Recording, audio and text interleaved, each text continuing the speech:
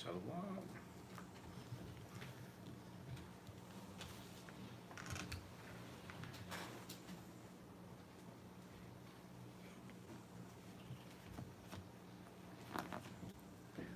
All right, give it a couple minutes, Israel. We're gonna start, but for the most part, Most High in Christ bless everybody. Most High in Christ bless you too.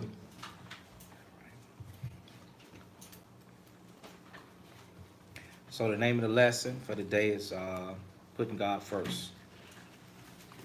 Putting the Most High first.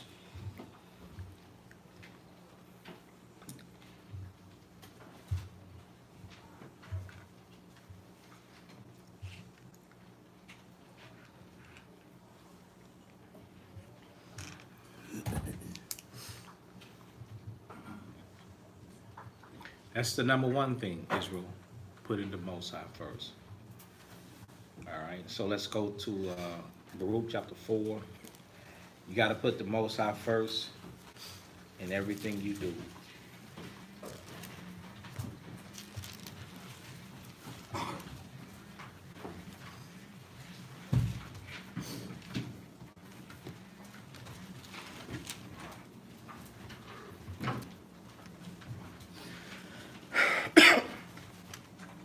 Because if you don't put the Most High first, the worst of the worst can definitely happen. All right, Baruch chapter 4. Shalom. Can we And get verse, the word too? and verse 1, brother. Shalom. I got some company. What's up, brother? Shalom. Shalom, everybody. All right, shalom. Will you look too deep? Nah, never, brother. Come on, we gonna make a way. Where there's a way, there's a will. Nobody just roughing nothing down. Mm-hmm.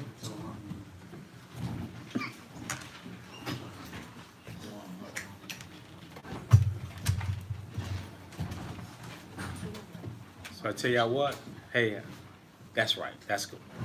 Boom.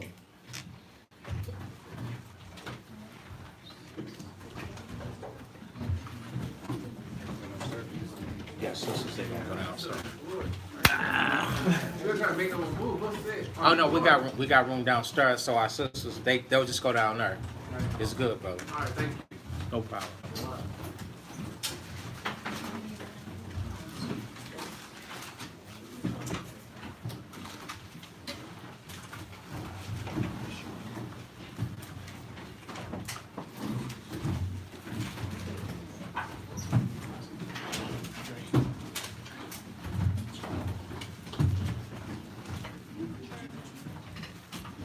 We're gonna go see. Y'all will see when we get down there. Y'all give us a moment.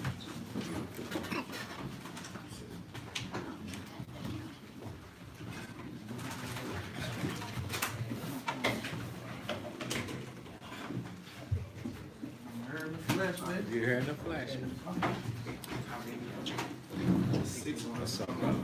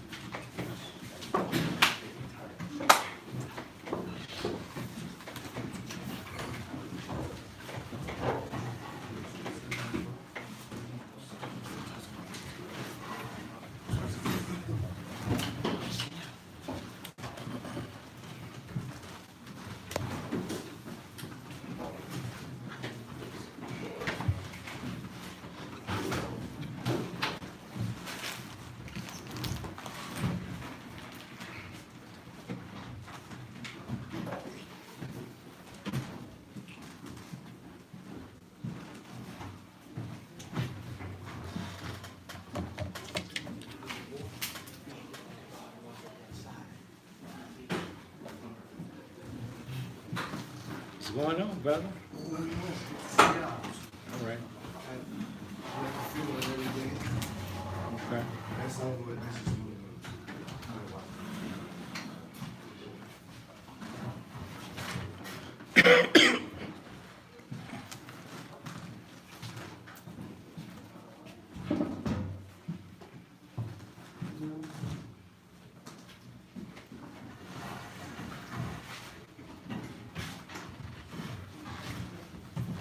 Shalom, shalom.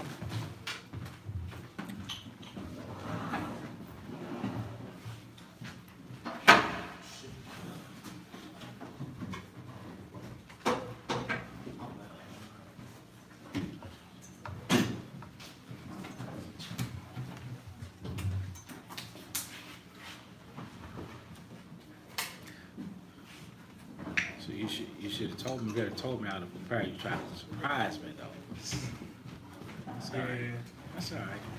I hope I hope I defend you. Who? I said, I hope I defend you. Brother, please. This is Israel. Yeah, you know, Israel can't be offended by Israel unless Israel offend Israel. But no, man. Other than that, man.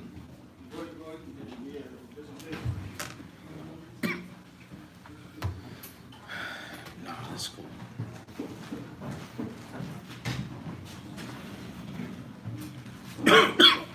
Are y'all brothers from St. Louis? No. I'm from Columbus, Ohio. Okay. Okay. Okay. Okay. Indiana. Oh, y'all came out to support them because of the funeral and everything. Yes, sir.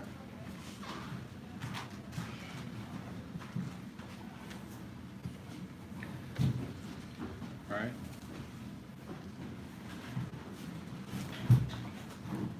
So most definitely our praises and welcome.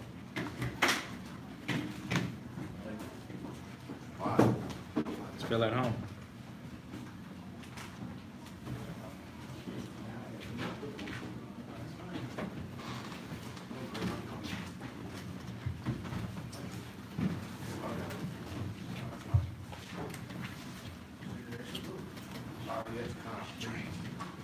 make sure one of those wires is pulled out of the back of the speaker. Shalom. Yes, sir. So they can watch it from YouTube on the TV. Okay. Yeah. How long does that take? All right. What is that? Huh? I started, but I still gotta wait. So yeah, just give us a few moments. We gotta just kind of rearrange everything, and then we're gonna be started. All right. So like I said, today's lesson, we're going over putting the Most High first. Okay. Putting the Most High first. So.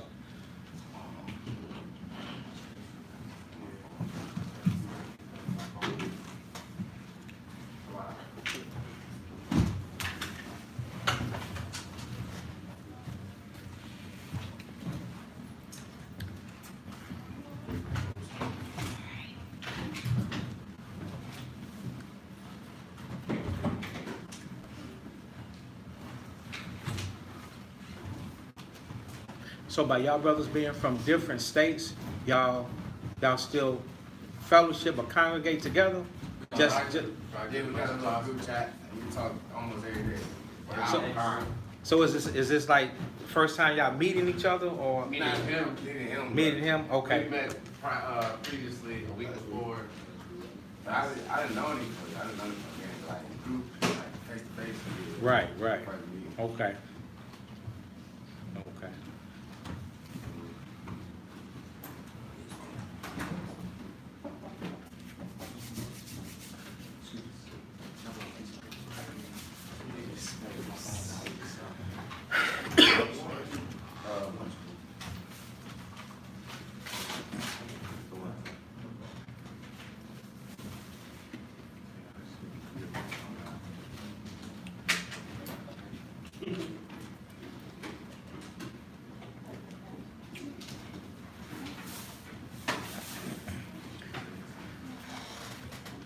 Okay, Israel. So what's going on is we're gonna be starting in a few moments. We got brothers coming in from Atlanta, from Detroit, from Cleveland, from That's it? Where you from? Indiana. And from Georgia? Okay. In Indiana. Okay. And the brother back there? He's one from Indiana as well. Okay. And what's your name, brother? Mine is Shimshan. Shamshan? Okay, so my name gonna be easy to remember then, right? Sham I Shawan. got you on Facebook. Yeah, I got Oh. you on Facebook too. Okay, all right. And you, brother? Yawab. Beautiful. My name is Daniel. Daniel? Like Okay. Jalen, but with a D. Jalen But I Dalen. go by Ray. Right. Okay. I'm Courtney, but I Courtney. call Moshe another baby. Okay. Moshe Courtney. Okay, brother. And Banani. Anani. Okay. All right. I'll pray. So when I ask y'all again, don't be offended. I don't have the best memory. That's how I am. But I tell you, if we keep in touch, I most definitely will remember. You understand? Being Israel and growing up Israel, man, we're a nation, and it's all about communication, fellowship, and something that I think that a lot of Israel have to realize is that I was talking to my wife this morning, and man, she said something that a lot of people, you know, they don't get, and it came from the mouth of a woman. She said she find it very hard to call somebody and say that this person is wicked as hell.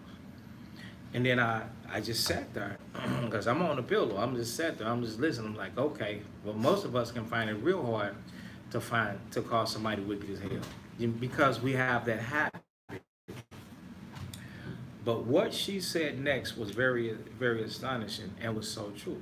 She said because we failed to realize that 3 months ago we was what? Wicked. 3 months ago we was wicked as hell. And here we are today, what? Fighting, striving. You understand? So with that theory behind it, are you really quick to call somebody wicked as hell? Or are you going to be patient? Are you going to be patient enough to see that that person has an issue and that person has, you know, to grow, and that the Most High allowed them to go through what they're going through, you understand, for His purpose, and then bring them and put them in a better place. I didn't say nothing, but boy, when she dropped it, I was like, damn, you know, that's true. You know, that's true. And that can, hopefully, that can give us a different perspective on how we see the development and the stages and the place in one another's life. That's why, you know, no, I don't call the Israelites my brethren. I don't call them enemies, you know. What the scriptures say about a brother that sinned. Let's get that, let's find that precept. About a brother that sinned. No, not that. We'll get it, since I'm had it.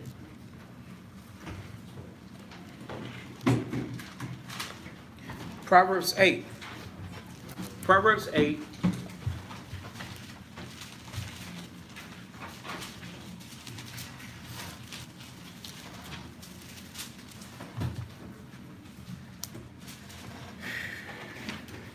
In verse 36. So we're gonna flow this, and this is gonna incorporate right into putting the Most High first. Okay, Proverbs 8 and verse 36. Read that. So this is Proverbs 8 and 36. But he that sinned against me wrongeth his own soul. Right, he that sinned against a person that's breaking the law, or what we say, well, he being wicked as hell. Who is he really wronging? He's wronging himself. So we have got to be spiritual enough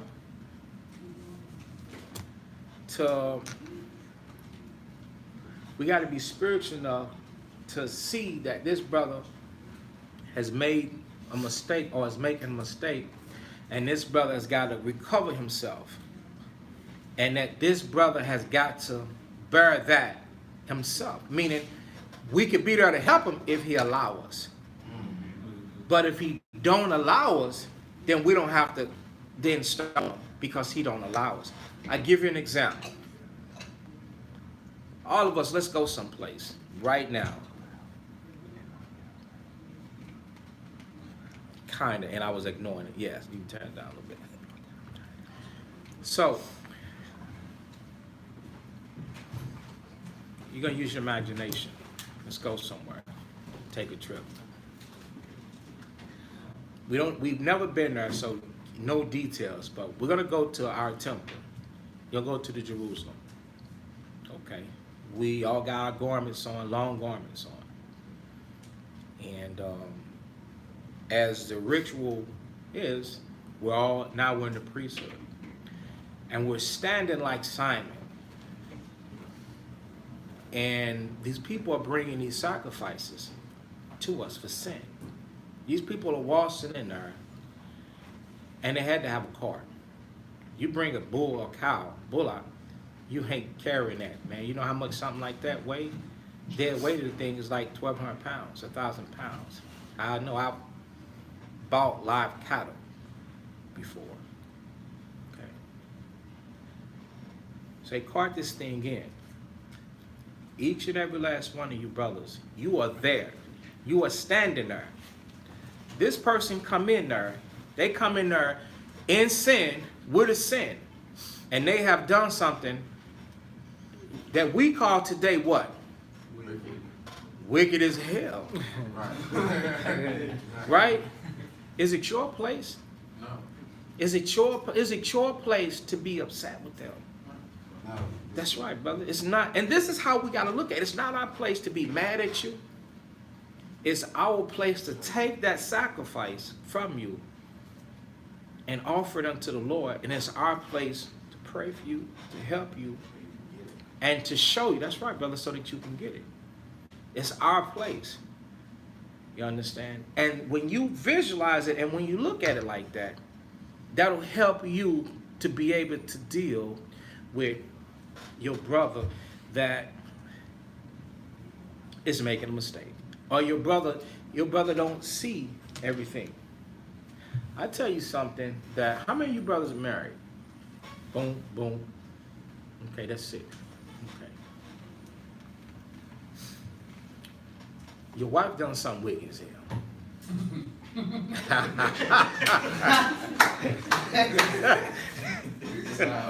Even listen, he like, wait. Listen, and what we call, but listen, so what we call wicked as hell is you ain't humble yourself to me. You got mad. You walked away. You showed me countenance. I came out the scriptures and you kept talking. That's wicked as you know. He right, because that'll get you to a point where you end up losing yourself as the elect. Like you end up tarnishing whatever conversation y'all could have had and fixed it in that quick moment. But something so small, we know it's big, but something so small will make you look at her like you done this thing. That's wicked as hell. That's wicked as hell. You and then the way that we will treat them as if they have forsook the Most High. When they didn't forsake the Most High, they just have a problem with us. True. You understand?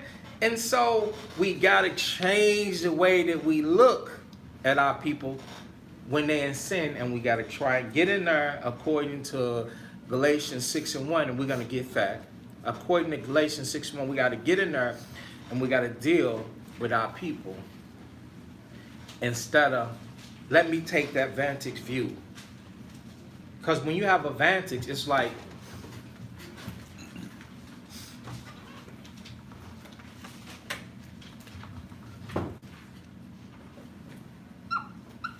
you up here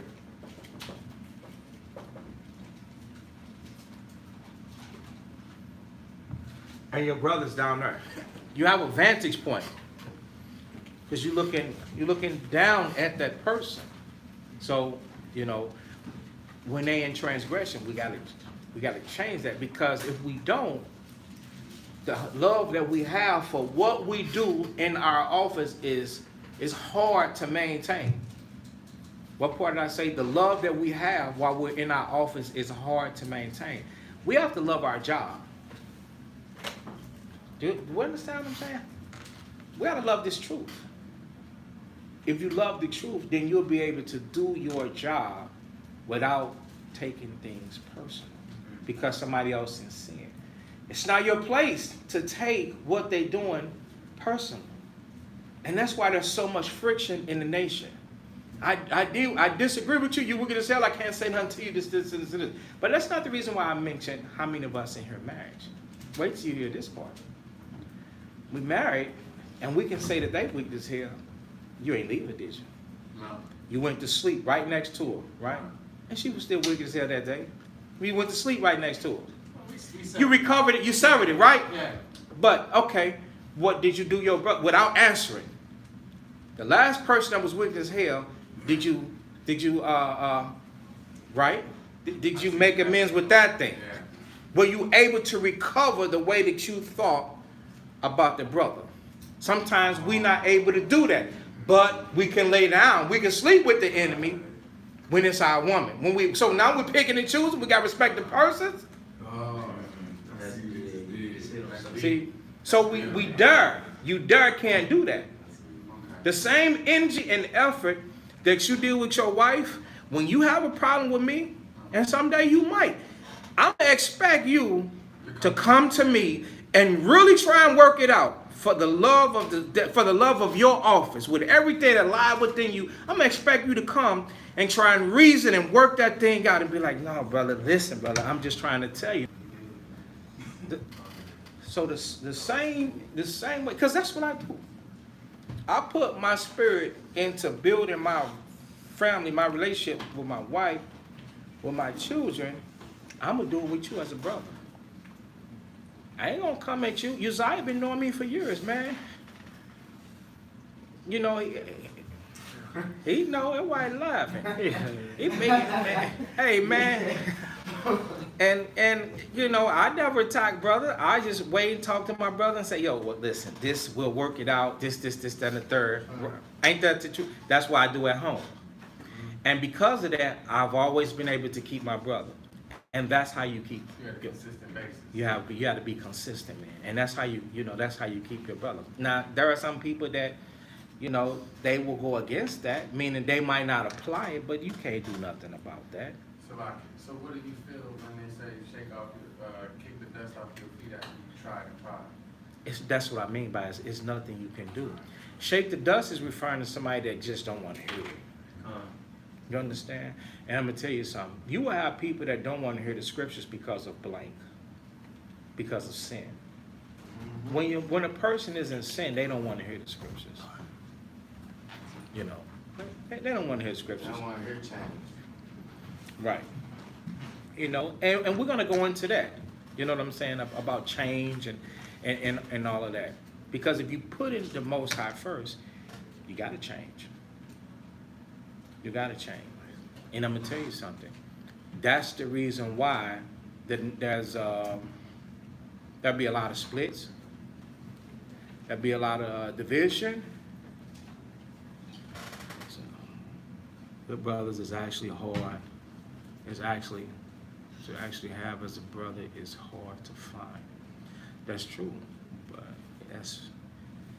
that's why the scriptures teach you to prove a friend. Israel, man, we shortcut so many precepts. When the scriptures teach you out of 1,000 but one, that doesn't mean redact that precept. Go in there and black it out. First of all, you can't learn from everybody on the face of the earth. It tells you to be at peace with many. I mean, you can be at peace with everybody. You understand? If you're a brother and you fear the Most High, and you're keeping the Most High's commandments, if it's you have small understanding. I'm not going to know everything in the world. I don't know everything in the world. Guess what? I'm not interested in knowing everything in the world. I'm not interested in knowing everything that somebody got to teach. Because I'm not trying to be confused. I'm not trying to question what I know works. I'm not trying to question the Most High. I'm not trying to question the scriptures. I'm trying to keep it basic. The keeping of the commandments. Christ said, if thou will enter into life, do what? Keep the commandments. So when it comes to right and wrong, the laws, that's what I'm trying to do. So now, a person that fear God will not disobey his word. It's referring to his laws. You understand? So now, if you genuinely fear the Most High and you like, oh, I don't want to make a mistake. Hey, I can tell a person that don't want to make a mistake. And a person, I'm going to show you according to scriptures the type of people that you should want to be around, the type of people that you should look for to know. It's right in the scriptures. We overlook it all the time, and I'm going to give you a hint, and I'm going to see if any brother in here can find it. It's, I'll give you a clue. Let me get Uzziah since he's here. Y'all, Uzziah is here with me today. We read it every class. We read it every class. But you're close. You're close. It's like right in your face. You said that. We read it every class. He's even close. He's good. I was thinking, it's not in First Corinthians. It's, well, you know what? I'll take that. Well, Luke, is that Luke 7? It goes with Matthew 26. Right? You know the woman, right? Yeah. Okay, so the rest of the detail to what the woman done is in Luke 7. Okay? So now.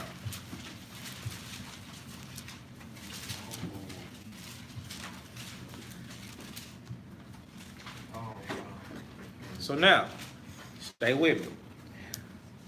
So a brother here said, hey man, a good brother is hard to find. Okay. Okay. Hold this, and then we'll get Psalms 38. Because this is the type of brothers and sisters that you want to be around. Hold this, and now we're going to get Psalms 38. 18. And verse 18. We'll link these two together. With this formula, you can't go wrong. You can't go wrong. This is the scriptures. Psalm chapter 38 and verse 17. Start that. This is Psalms 38 and verse 17. For I am ready to halt. Right. Don't you know when somebody ready to stop? Yeah. We all sinners. But hey, did you stop your sin, brother? Or did you keep doing your sin? If a brother's continuing to do his sin, you ain't got to hate him. But the scriptures say, can two walk together except they agree? I'm ready to halt. Because if a brother is still in sin, what is he going to do with that sin? He's going to teach it to you. You understand? Yeah, go ahead. Right, that's right. Y'all hear what he said? That he said that's where the pluck and the eye come in at. Because that's a part of the body, right? That's a member, right? Yeah. Now, literally, if a man would pluck his eye, that's gonna hurt.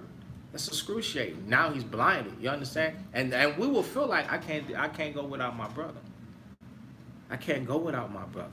But that's the trial and the test of the true followers and worshipers of the Most High. When you read Matthew 19, we'll have to go there, in 29, the Messiah talked about the forsaking of brethren. You might have to forsake a brother. Yeah, you might have to forsake a brother. Because if he's not ready to stop, he's ready to be a friend. How many of you, without showing me or acknowledgement, how many of you have had a person that wanted to be a friend, but they didn't want to keep the commandments? They wanted to be a friend. I've seen that, man, in my life. I've even had brothers say, well, we can't be friends. Brother,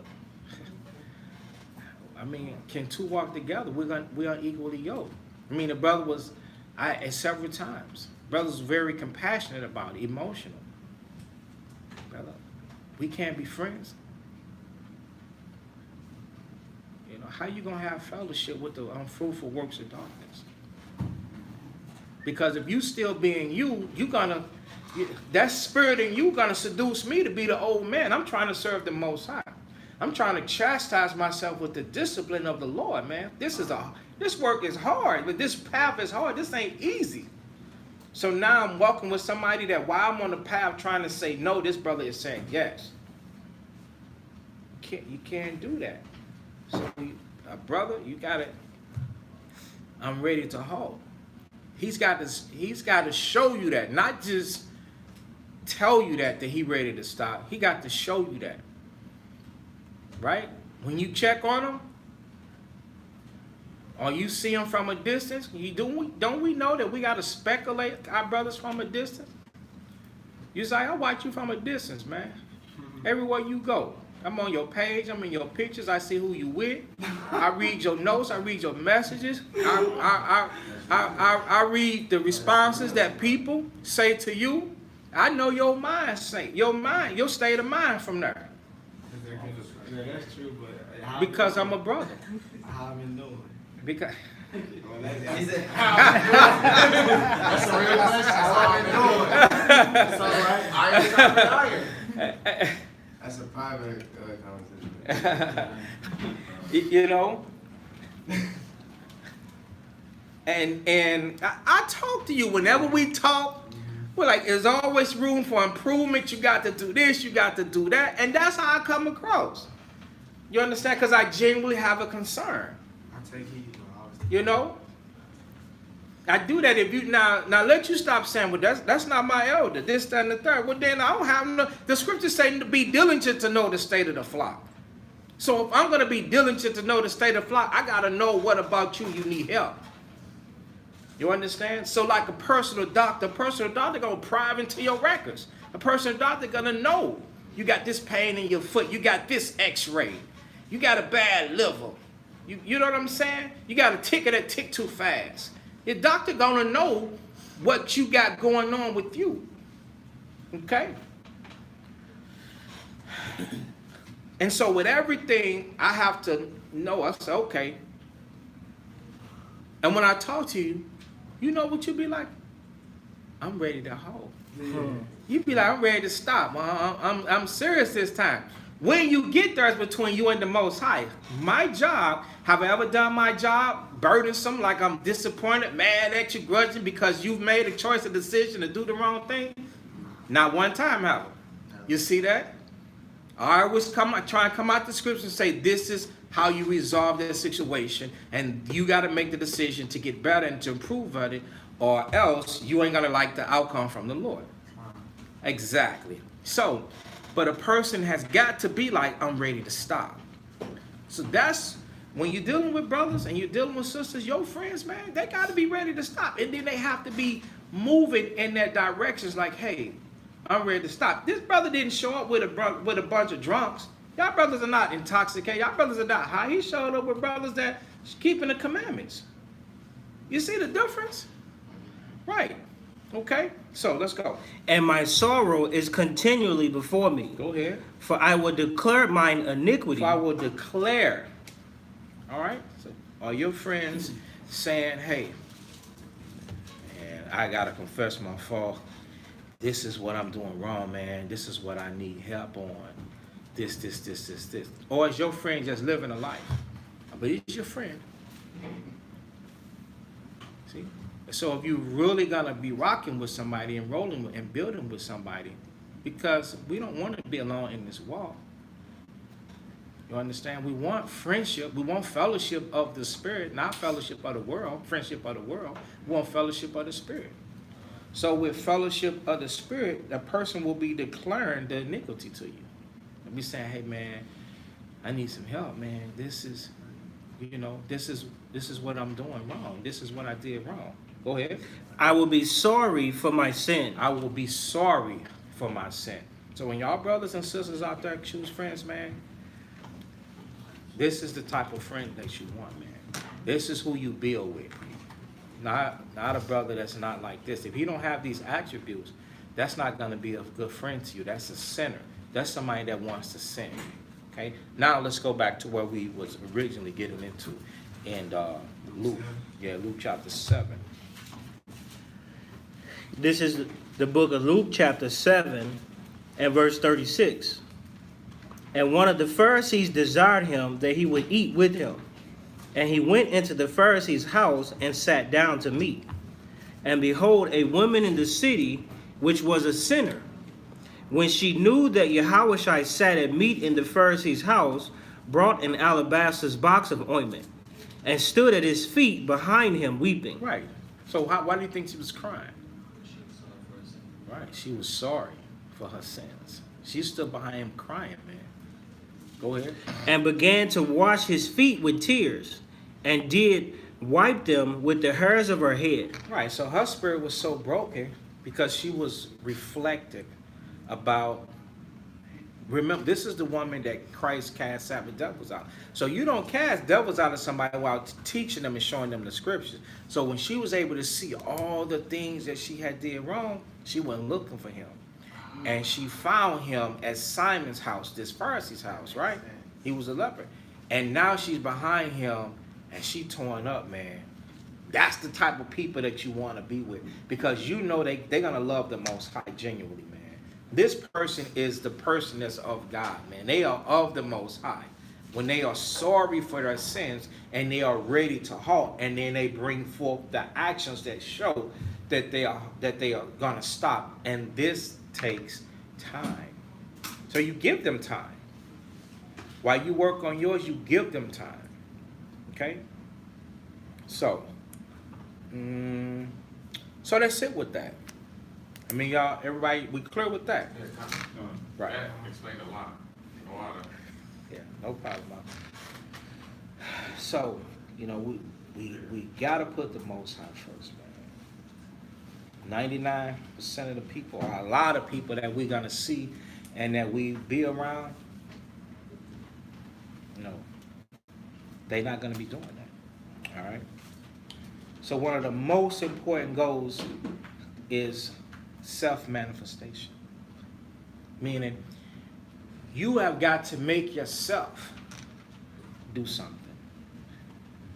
A lot of times, Israel, man, we like to just pick this word up and we like to run with it. We got to pick it up and we just want to read it because we studied it, and we just trying to regurgitate it. We just trying to bring it out. But the manifestation that has to come out is not so much as the scriptures that we have read and studied, but the manifestation of the understanding of the things that we have read, meaning in our actions. And that's what James was bringing out. Let's go to the book of James.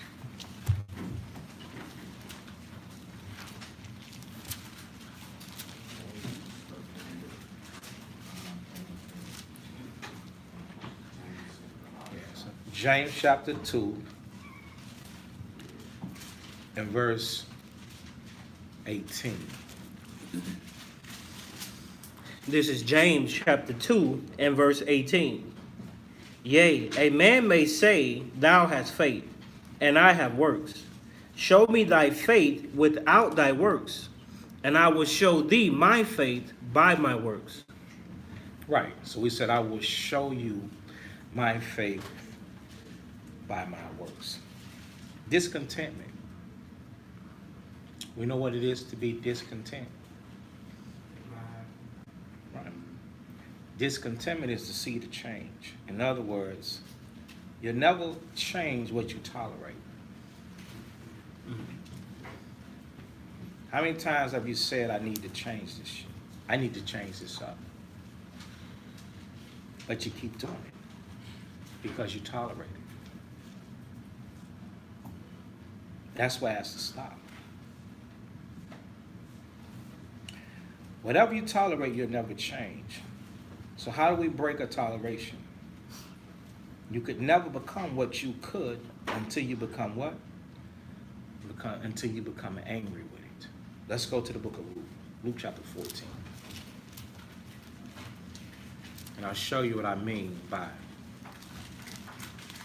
until you become angry. Luke 14. Luke 14.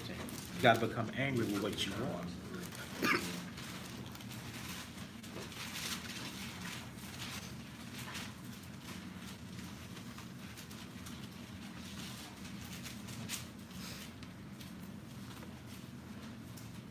Luke chapter 14 and verse 26.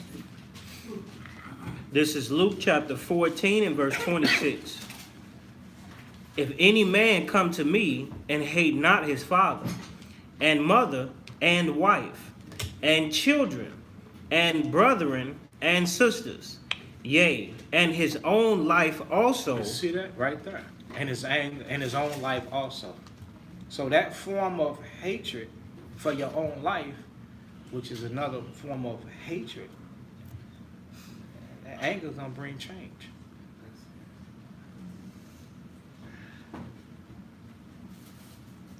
Your life is defined by what you hate. Think about it. Whatever you don't hate, you allow. And whatever you allow, you will change. People say that the Most High is love. And sometimes we use that to what? To accommodate evil. You ever heard somebody say, oh, but God is love? They saying that because they allowing the evil that's inside of them to remain there, making excuses for it, giving provision for the flesh. But the Lord said, the Bible says, it also says that the Most High hates things too. Get Ecclesiastes 12.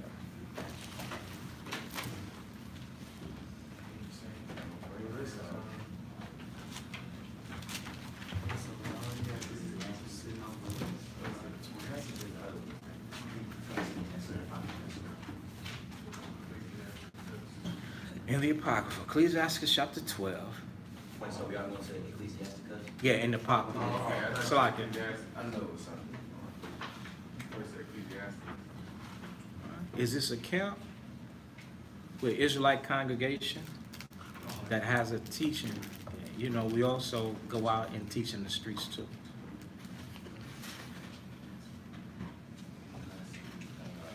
Ecclesiastes chapter 12 and verse 6. This is Ecclesiasticus chapter in the Apocrypha, chapter 12 and verse 6. For the Most High hated sinners. See that? So, the Most High, He does. He doesn't like when we elect to just live a life in sin without correction. So now if we're living a life, if we all sinners, a lot of people are living in sin. Okay? The Most High will send you and put you in a place to help you overcome that sin, to help bring you up out of that sin. But first you got to understand that sin. You got to understand the destructiveness of that sin. That sin will put you in a place to where you can't get out of it. And before you get there, what has to happen? You have to repent. And so those that truly fear the Most High, man, He'll give you somebody to teach you, to save you. But you got to find them. In order to find them, you got to be faithful unto the Most High first. Because the Most High don't want you abusing His people. He wants you to love His people. He wants you to have respect for them. Because if you love them and you have respect for them, then you will use them rightfully. You will take advantage of the opportunity of their presence. And you will learn from them and help you to overcome the sins that was holding you down and was keeping you from obtaining the true gifts that the Most High has stored inside of you. See, everybody, another thing, talking to my wife about the gift. Everybody have a gift in them. Y'all believe that? Everybody got a gift? You don't have to look for it. Nobody can't give it to you. A lot of times people think that, oh, you're going to get it from somebody else. You're not going to get it from me. It's inside of you already. God sent it with you. You were born with it.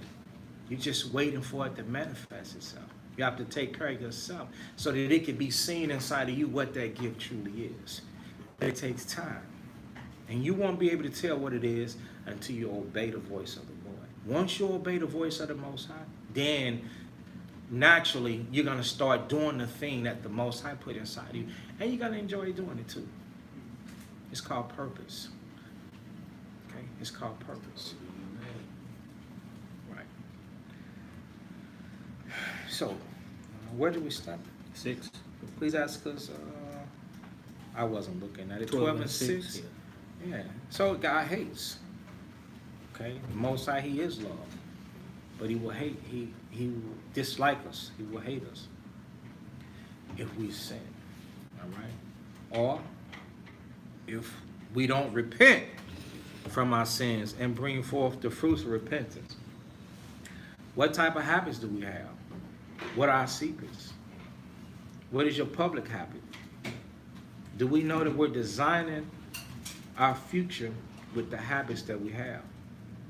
We don't decide our future, we decide our habits. Okay? And habits decide your future. Do you enjoy smoking, fornicating, stealing, lying, etc.? So the power of a habit can control your destiny. So you have to decide your habits. You know, I got a habit of reading the scriptures and counseling and advising and instructing, dealing with the scriptures on a daily basis. You know, if I don't, it doesn't feel right. Kind of like a withdrawal or something. What is a good habit? Praying is a good habit. Praying is an excellent habit. Reading is a good habit. Studying is a good habit. All right?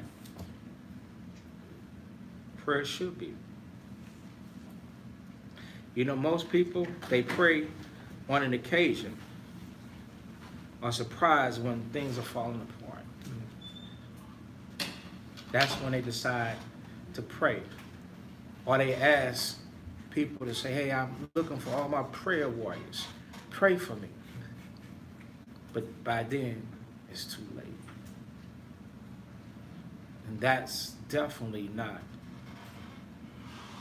the time to, I don't want to say it's definitely not the time to pray, but, you know, to show that, let's go to Proverbs 2.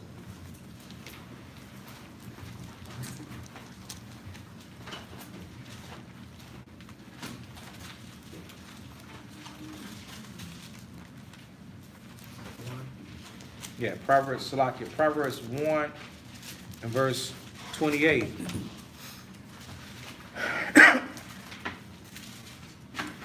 This is Proverbs chapter 1 and verse 28. Then shall they call upon me. Right, that's prayer. Right. Why? Before you go, read verse 20. Verse 20. Right.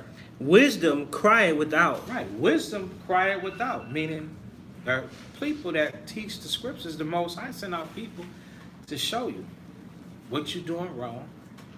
Okay, and they'll let you know, okay, you're doing this part right. Wisdom come out. Go ahead. She uttereth her voice in the streets.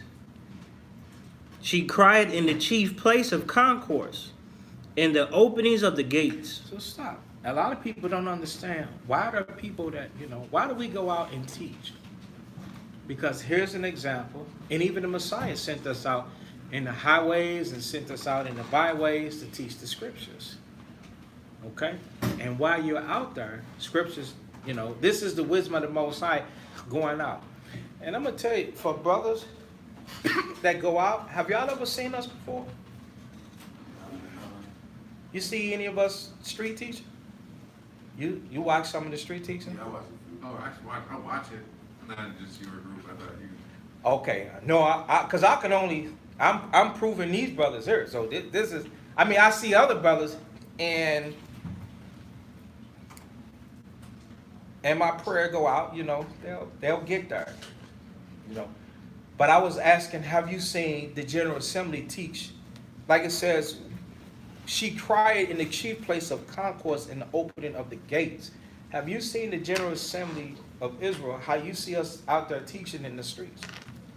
Watch some of our videos. You'll never see us disrespect anybody. You'll never see us cuss anybody out. You'll never see us arguing with the heathens. You know, you'll never see that. It's not that we're not tempted to, but we are under commandment not to. So with that being said, with the wisdom, with us focusing on the scriptures and the instruction from our chief commander and chief, the Hamashiach Yahushua, we're going to go out there and we're going to put the wisdom of the Most High into the air. What is the wisdom of the Most High? His laws, statutes, and commandments, and the experience that we have from applying them. And with that being said, now let's get Isaiah 30.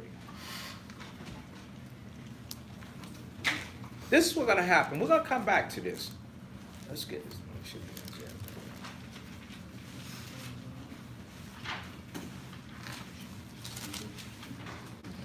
30. 20. Isaiah chapter, Isaiah 30 and 19. This is Isaiah chapter 30 and verse 19. For the people shall dwell in Zion at Jerusalem. Thou shalt weep no more. He will be very gracious unto thee at the voice of thy cry. He will be very gracious unto thee at the voice of thy cry. Okay, so now, when people hear you speak the scriptures, how should they, pay attention. How should they feel? Read that part again. Listen to it. He will be very gracious unto thee at the voice of thy cry. How should they feel? When people hear you teach the scriptures, how should they feel? Very gracious. They should feel gracious. I am mighty obliged, brother, to be enlightened. I'm so glad you're bringing this out. Do you understand that? People, when you out there, people supposed to love you, man. Now, it ain't every case, but I want to stick with this one aspect, because I know some, it ain't like that. It might not be like that because you're not making it like that and you're not trying to make it like that. But for the most part, people, when we're out there teaching, people appreciate us being out there because they'll stop and hear what they're saying. The police, do you not know that the police appreciate, when they see us out there teaching, they're not running us off, man. They appreciate what we're doing. They actually do that. It's like a beam, a force shield around us. Chariots fly over us, brother, when we're out there.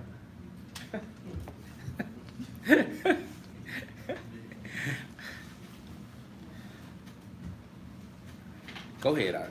And when he shall hear it, he will answer thee. And though the Lord give you the bread of adversity and the water of affliction, yet shall not thy teachers be removed into a corner any more, but thine eyes shall see thy teachers. Oh, yeah. And thine ears shall hear a word behind thee, saying, This is the way, walk ye in it. That's right. So when we're out there, we're putting that wisdom and an experience in the air. Whether it's a couple on a bus stop that are struggling at home, whether it's a child that's on a bicycle that's not listening to his parents, whether it's an angry man that's committing a robbery, whether it's a promiscuous female that's profaning and defiling herself. Our job is to put that wisdom out in the air. Our job is not to offend you. Your job is to put that wisdom out in the air. Our job is not to offend them. And for them to hear that word to say, walk in it. You see? Because they're not walking in it. Our job is to only tell them to walk in it. A lot of times, Israelites, you expect for people to humble down and do things. Y'all please share the video. To humble down and do things in front of you. They might not do that. They might not do that because they're digesting it. You understand? They're in the zone, they're hearing it.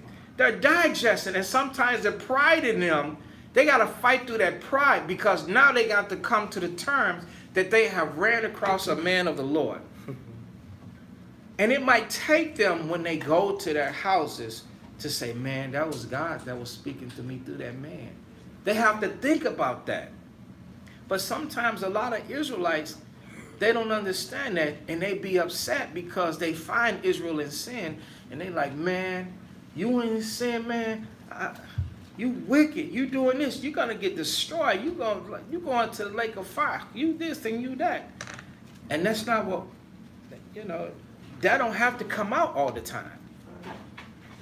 Not all the time. 70, 80, 90% of your doctrine is not supposed to be like that. And that's the reason why so many people are like, the hell with camps. You in the camp. Camps don't know what they're talking about. Camp doctrine, camp this and camp that. A brother just said, hey, this ain't no camp, is it? You see? Right on here, he said, this ain't no camp, is it? But he don't know. Every time it's hot, we're out teaching in the streets. But the same way that we teach right here is the same way that we teach out there. Go and watch and hear for yourself. Through the spirit and power of the Most High in Christ, man. And we have been able to help a lot of people mentally, and that's the mission right there. To help people mentally, not to destroy. The Son of Man came not to destroy men's lives, but to save men's lives. Anytime somebody sin, they're going to destroy themselves. They don't need no help doing that.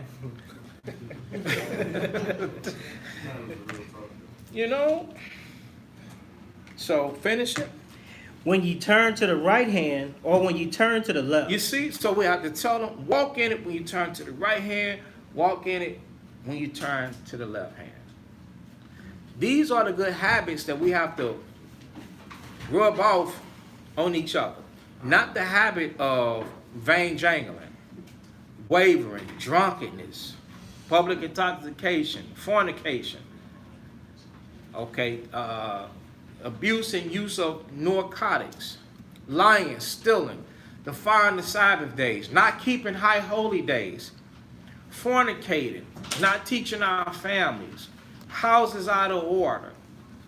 We have to rub off good habits on one another. If you're around me and you see that I am busting my behind to keep my house in order, you're going to go home and you're going to be like, man, the elder here, I'm playing that in this house, man. Hey, we got to get it together. You see what I'm saying? That's how we want to be around. And right, iron sharpening iron. Okay. So was that it?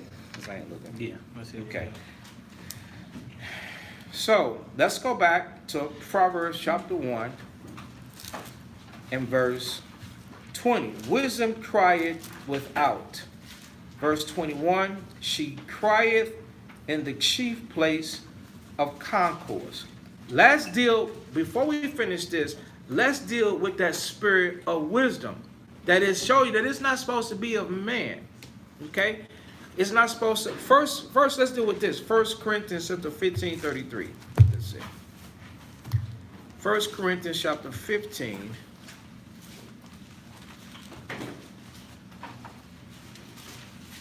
Yes. And verse 33. This is 1 Corinthians chapter 15 and 33. Be not deceived. Evil communications corrupt good manners. Give him a chance to get it. Okay, go ahead. So this is 1 Corinthians chapter 15 and 33. Be not deceived. Evil communications corrupt good manners. Awake, I'm sorry. Right, be not deceived. I read verse 32. If after the manner of men I have fought with beasts. What are the beasts? Evil men. Wild beasts, evil men. Yep. At Ephesus, what advantages it me? If the dead rise not. If they doesn't change. Let us eat and drink, for tomorrow we die. Be not deceived. Evil communication corrupt good manners. So if you with the wrong type of person, if you with beasts, brute beasts, evil men, sinful men, you're going to be a sinful person. Israel, you got to put the Most High first. You got to put the Most High over men. Because if you don't put the Most High over men, you're going to go into idolatry. Let's look up the word idolatry. Show you something today.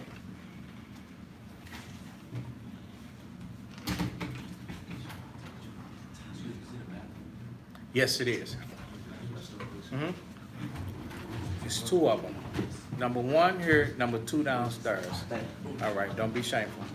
Gotta do them two, go down. Downstairs. Downstairs. It's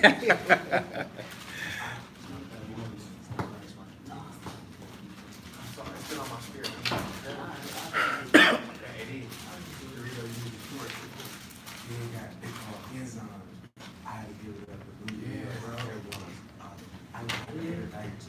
I had to break it down to him, and he was crying. He was like, I can't believe I'm outside of that.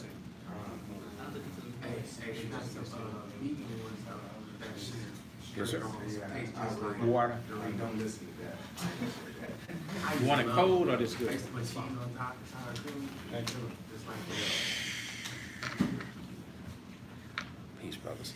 Listen, idolatry.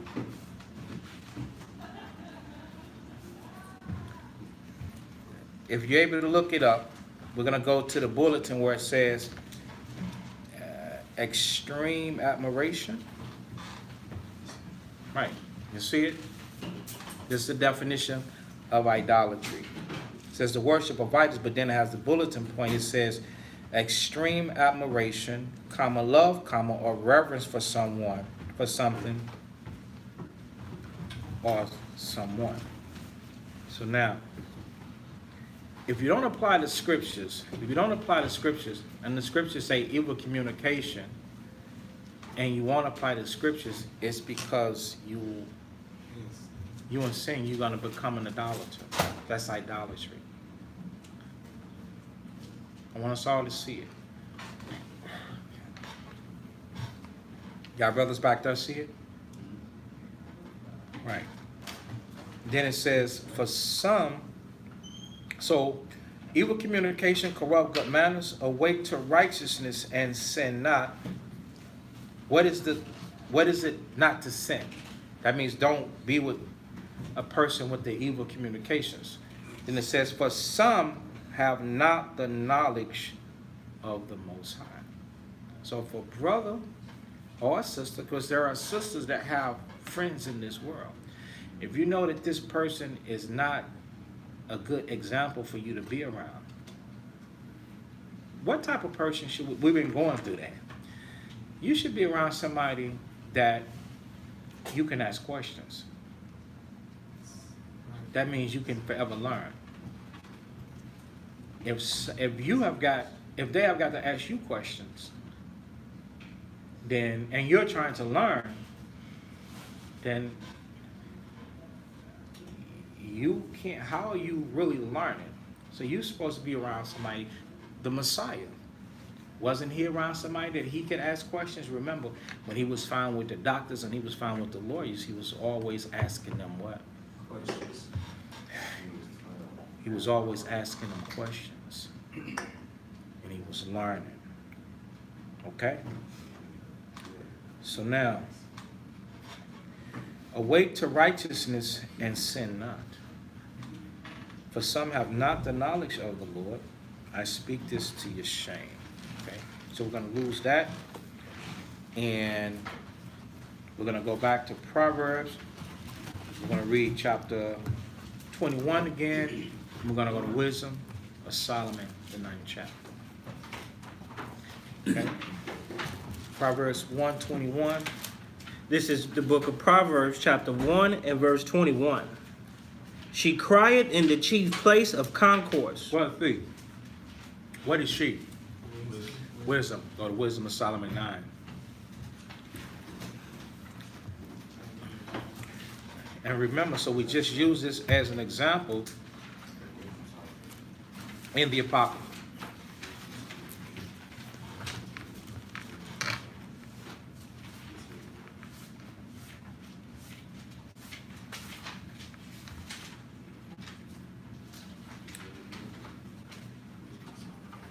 Wisdom of Solomon chapter 9 and verse 9. This is Wisdom of Solomon, chapter 9 and 9. And wisdom was with thee, which knoweth thy works. Right, so now wisdom, that's the spirit that's with the Most High. Give him a chance to catch up. Okay, you got it? Okay, so now we're on the street corners.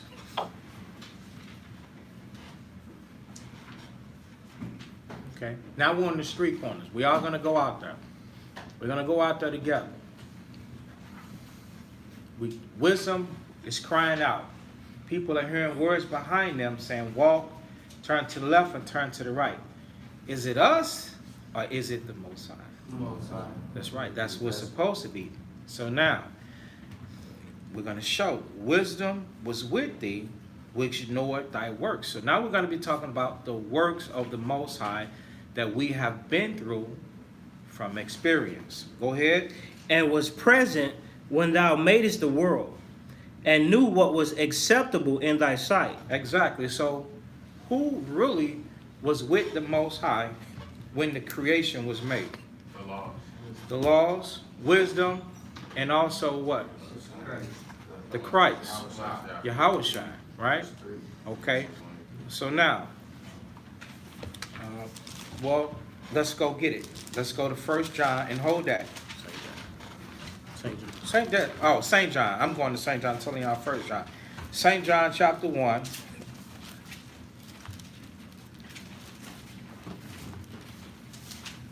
St. John 1 and 1. I'll read it.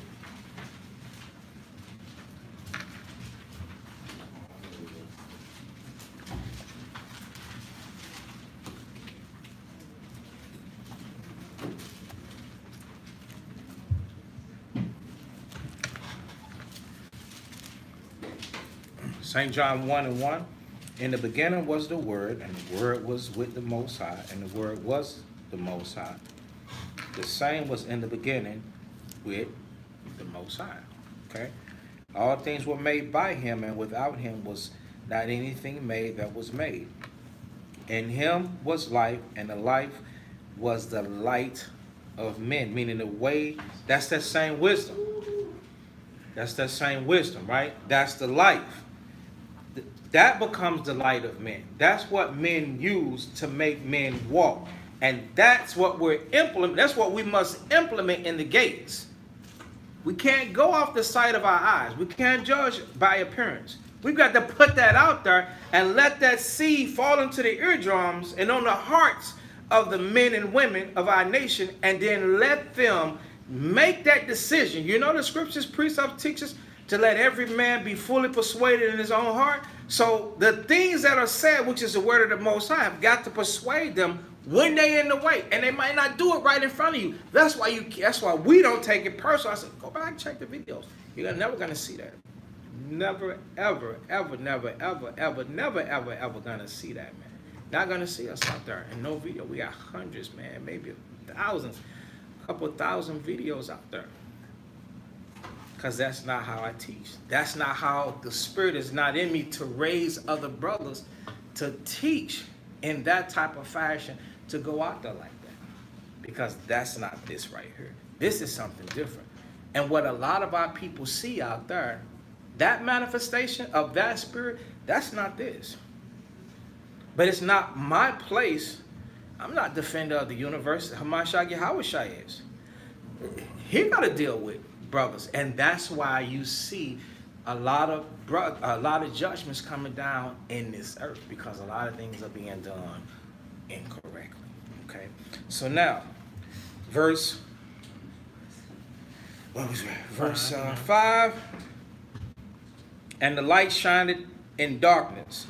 Let's move forward. Okay, verse 12. 1 John 1 and 12. Read that.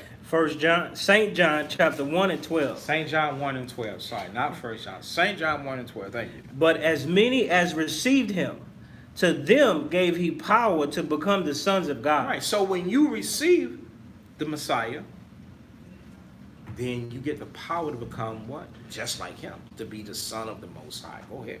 Even to them that believe on his name. So you have to believe, because when you believe on Hamashiach Yahushua, that means you're gonna start living that life that the Messiah lived. You're not gonna be a thief, a fornicator. You're not gonna be a liar. You're not gonna, an extortioner. You're not gonna be a railer. It's a lot of things that you're not gonna be. Go ahead. Verse 13. You got a question? Okay, go ahead. Verse 13. Which were born Which were born. Go ahead. not of blood. Right, not of flesh. Listen, that birth that we're talking about, when we go back to Wisdom of Solomon, the 9th chapter, in order for that, when that spirit get inside of you, that's the born again thing. So keep that in mind. And we had to come here. Keep that in mind. Go ahead. Nor of the will. Right, it wasn't born of blood. So you can't, this is a lineage. How many great men had evil children? You understand what I'm saying? So not of blood. Not of blood. Go ahead. Nor of the will of the flesh. Right, nor the will of the flesh. I've got children that, oh man, I wish my children would love this thing like I love them. Unfortunately, it's not my will. And some of you, those little oogly googlies that you like, bouncing babies, hey, you can only do what you do. Pray to stay the power, but they might not. They might not. They might not. You understand? So it's not your will. We have how many times in our flesh? Conference recording stopped. How many times in our flesh we actually wanted somebody to do the right thing? And they did it. Conference recording started. Many times. So that's what that's talking about. It's not you. Go ahead. Nor of the will of man, but of God. And the word was made flesh. And the word was made flesh. That's the product that the Most High is putting down in this earth. He did it with the Messiah. Now he's trying to do it through you. But you have to make the commitment. You got to make the commitment. The word was made flesh. How? Because the word was inside of this brother. The same way it's going to be, that spirit of wisdom has to be inside of us. Now that we understand that, right? Okay. And go ahead. And dwelt among us. Go ahead. And we beheld his glory. And we saw it. We saw it. That's what the Israelites have to see inside of you. They got to see it. That's why you cannot make the mistakes that you're making. You got to put the Most High first. You got to be ready to halt. You got to be ready to stop. Every man knows the plague of his own heart. You know the thing that haunts your conscience. I got to get on the higher level of doing it. And I'm going to tell you something. How do you really find out your faults and your mistakes? Yahweh, Abanya. How do you find out your mistakes and faults? Through asking the brother over you, like the elder, and have him correct. Like ask one of your brothers, ask them, what can I get better with? They see you in a different light. Okay. Taz, what? Self-examination. Self-examination. Yahweh.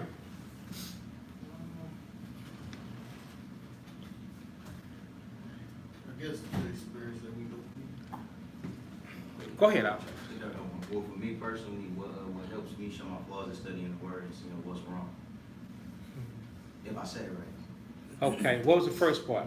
I said through like for self-examination for myself to see what's wrong for me, I got to study the word to know thoroughly what's breaking the law and what's not breaking the law. Okay. Well, that's 2 Timothy 2:15 study to show that self-reproof. So all of those things collectively are right, but I'm looking for something else. What was the question? The question was how you gonna? Every man knows the plague of his own heart, but how you really gonna find out? How you really gonna find out what you need to work on and how to do better and how to get better? How you really gonna find that out?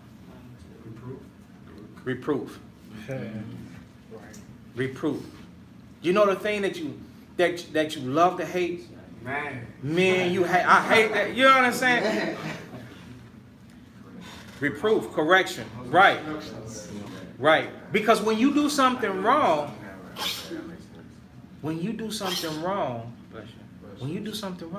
somebody gotta tell you. Yeah, they're gonna tell you. And they might tell you 10 things. Man, did that piss you off? That pissed you off. You know who else be really pissed off? A woman. The woman. Listen, the woman that is wicked as hell, per us. per us. She's really not that wicked. You know, we're not gonna, this is not beat the sisters up. But she's really not that wicked. It's just that we were that angry to say that. You understand? But the stuff that we said was right, and we named 10 things. I mean, you cut her to shreds, right? You didn't listen, slow to speak. You wasn't slow to speak, wasn't swift to hear. You interrupted me in the midst of my speech. You was haughty. You had the evil eye. You was evil thinking. You were impatient. You understand? We like 15 things. She is cut to shreds. But guess what? All of those things were dead on. And she might not hear any of those things if you said it in the wrong spirit, or if you was mad, or if she just didn't want to hear it. But that doesn't mean that they're not true. All of those things are things that she needs to work on. But guess what? As men, when she point those things out to you, that's what you need to work on. Those things need to climb to the top of prioritizing, because that's how she see you. She see you through that vantage point, and she saying, hey, you wicked as hell. You wicked as hell. She looking at this up here, and she can see. And guess what? And by them being one flesh with us, she see you more than I see you. She talk you more than I. She see your dirty draws. She's seen this, man. She's seen these actions. She know. But sometimes we demonize like, you're crazy. You're crazy. This delusion, you're making this up. I'm not that bad. I'm not that bad. But we are that bad. We are that bad. Exactly. You understand? We give ourselves a pass. When we have to start taking it and working on it. Once we take it and we work on it, that's the Galatians 6 and 3 or 4, when it talks about prove your own self. Let's get that for us.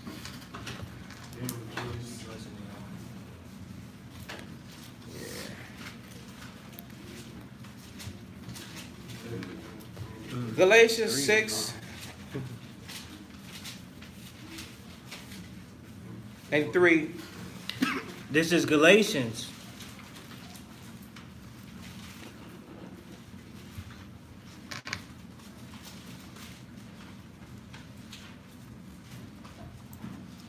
The book of Galatians, chapter 6 and verse 3. For if a man think himself to be something when he is nothing, he deceiveth himself. But let every man prove his own work, and then shall he have rejoicing in himself alone and not in another. All right, so when you prove your own work, meaning you're going to hear the accusation against you, you're going to go through the motion to do something about it. You're going to make sure that you're doing something about it. And then who you going to be happy with? Yourself. And then you're going to need to rejoice, or for somebody else to compliment you on it. Okay? So,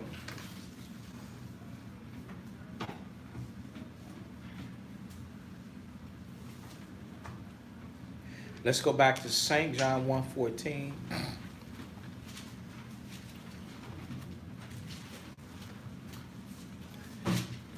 This is John chapter 1 and verse 14. And the Word was made flesh and dwelt among us. So this is the Messiah, right? Everybody agree, right? This also has to be us, too. And that's what we're proving. So we're going to walk up out here with a new attitude, with a new frame of mind, and say, hey, and it starts with the correction. So from, like the brother said, iron sharpening iron. So from brother to brother, sister to sister, husband to wife, wife to husband, even children. Children listen to your parents, and parents listen to your children. Because sometimes a parent can be what?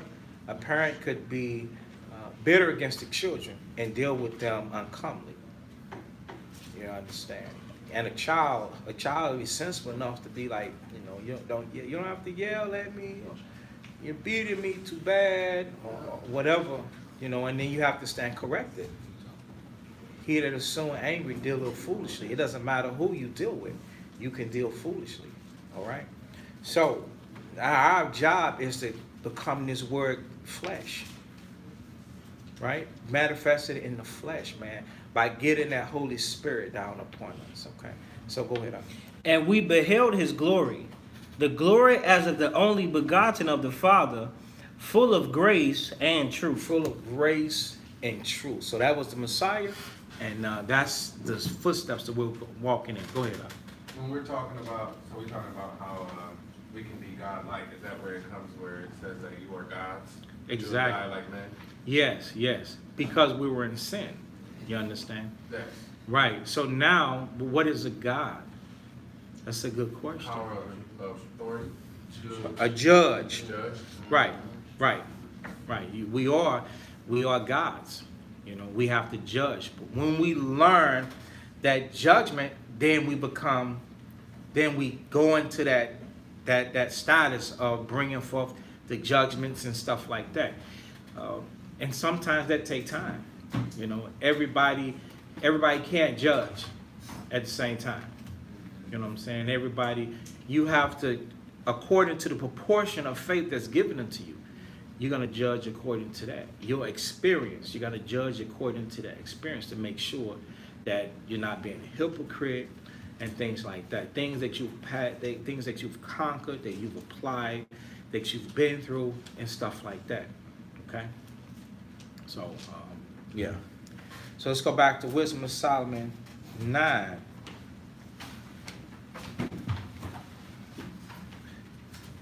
I almost went into something else. That's also a good topic, because I was talking to you, Uzziah. Remember how we went into? Remember we went into about the Messiah, right? Yeah. And people looking at him as a God, right? We don't want to look at the Messiah as a God. He is not the Most High God, but we want to quick to claim Psalms 82:6 that we are gods, right? But we don't want to look at the Messiah saying that he's the top amongst us. He's the top. He's the head of us, right? He is not the Most High God, but are you a God, brother? No. I feel I'm a God. I'm not perfect yet. I'm not to the point where I can judge yet. Okay, all right, I'm respect. keeping it real. So let's say you're a baby God. Okay. I'll deal with that. Not the big one. Lowercase g. Okay. I'm fine with that. Let's deal with it. Psalms 82. Before that, let's get the law on it. Leviticus.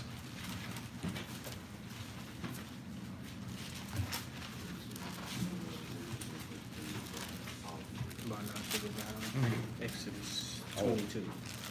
Exodus 22. 23. Exodus 23.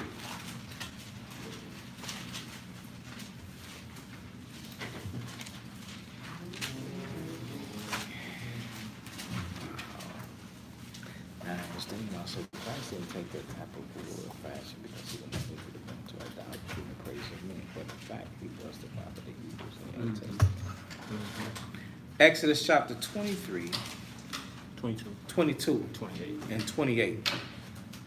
This is Exodus chapter 22 and verse 28. Okay, so do we have the precept? Those of you have the precept Bible. Okay, it's going to give you an explanation on what it's saying. Go ahead. This is Exodus chapter 22 and 28. Thou shalt not revile the gods. Thou shalt not revile the gods. Okay? The word revile, No, I'm just saying, I'm already good. okay? So revile means, let's get the definition.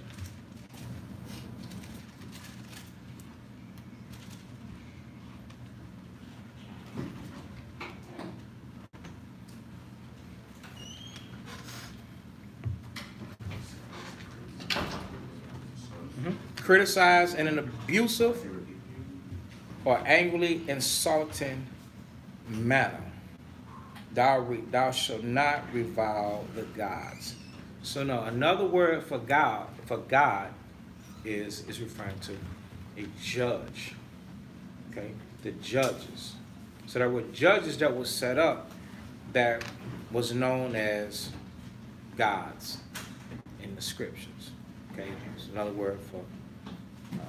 So who's that's why the Yahweh, the Most High, is called the Most High Judge. He's at the last, he's at the last. So he's the highest of all of his judges that he created upon the face of the earth. So now, from there, let's go to Exodus chapter 18.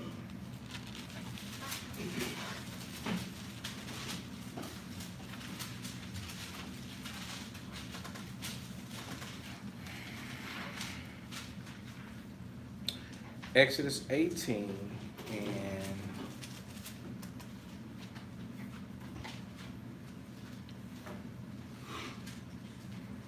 I start at verse 16. It says, when they have a matter, they come unto me, and I judge between one and another. Okay? And I do make them know the statutes of the Most High God and his laws. So now Moses became a judge.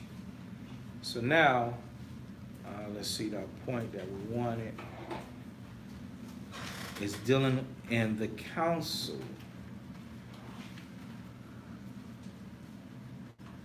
That makes sense, man. No, if you read Verse 19. Okay, stay with me. So Moses is explaining to Jethro all the things that he was doing, because Jethro saw that Moses, from sun up to sundown, he dealt with every issue and every matter that the people would bring forth.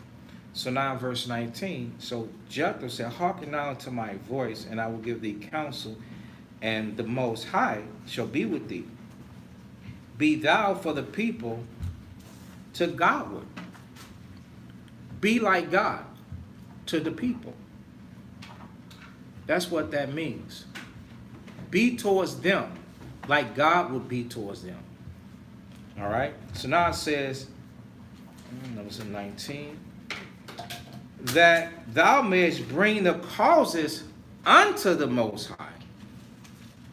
But you're going to be an ambassador. You're going to be an Eliezer. You're going to be, instead of the Most High on the earth. That's why the Pope tried to thinks himself to be so special.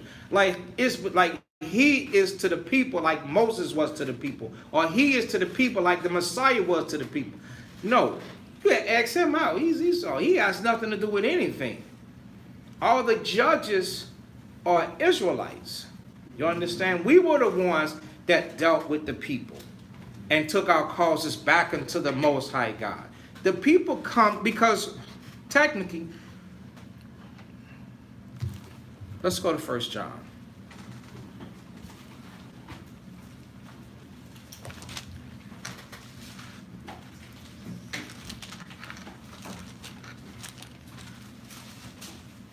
First John chapter 2 and verse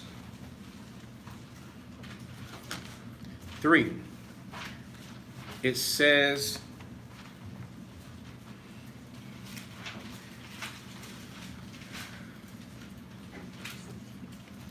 First Epistle of John, the 2nd chapter and the 3rd verse.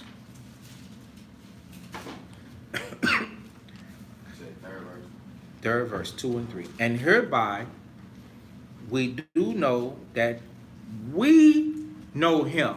So these are the judges. if we keep his commandments. Here's our point. He that saith, I know him, and keepeth not his commandments, is a liar, and the truth is not in him. So do sinners know the Most High? So if they don't know the Most High, and they're trying to come to the Most High, they're not going to get any answers. So the Most High has assistants, lower assistants, to deal directly with those type of situations. You understand? And that becomes you.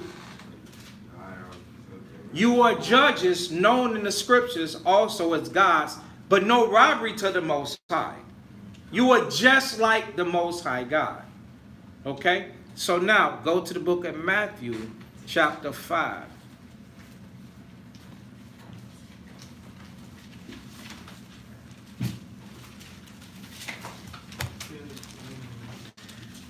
Matthew chapter 5 and verse 48.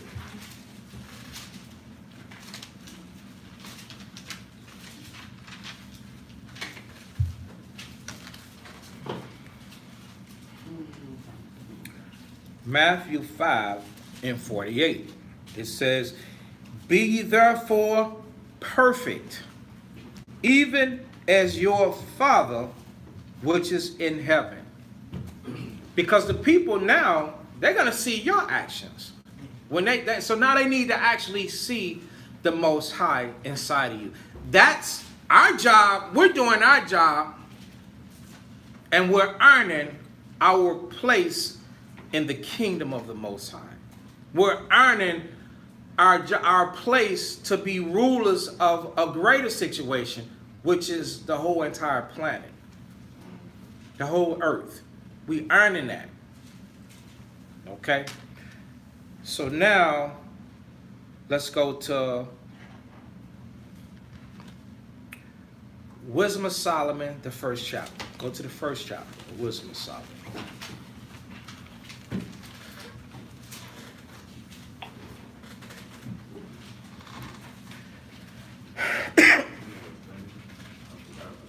In the Bible, Wisdom of Solomon, chapter 1.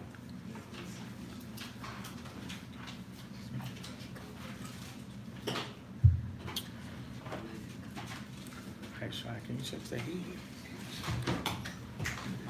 The water, check the heat. Make it go off. Well, in the basement it's cool, right? And so we had to turn it on so that they can cool off down, so they can warm up down there. Sometimes it scorches us, so. All right.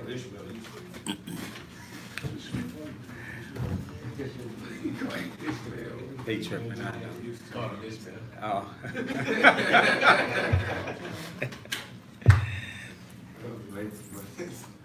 Wisdom of Solomon, chapter 1.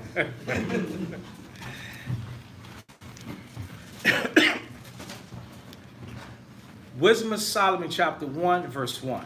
Read that. This is the Wisdom of Solomon, chapter 1 and verse 1. Love righteousness, ye that be judges of the earth. You see that? Now it's calling us judges, right? These are the gods. So you got to love righteousness, because what do you have to do? You have to have the ability to judge righteously. And you got to have the ability to know good and evil and refuse the evil and embrace the good, because you are part of this elect that the Most High has chosen to govern his commandments. As like Solomon with the baby. Yeah, exactly. Okay? So love righteousness, ye that be judges of the earth. Okay? Now go to the book of Genesis, chapter 3.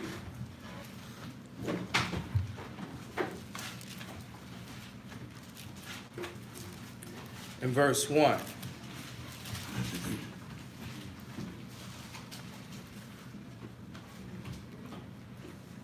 This is the book of Genesis, chapter 3 and 1. Now the serpent was more subtile than any beast of the field which the Lord God had made. And he said unto the woman, Yea, have God said, Ye shall not eat of every tree of the garden? And the woman said unto the serpent, We may eat of the fruit of the trees of the garden, but of the fruit of the tree which is in the midst of the garden, God hath said, Ye shall not eat of it. So you know that that's the same today, when we are not to just deal with we're not to open our heart to every man. Right? So you can't do that. That's, they turned it back on. At first it was behind like 20 minutes. So, and I guess it just kicked back on. Just tell them to turn it down some. It's all over snapping now.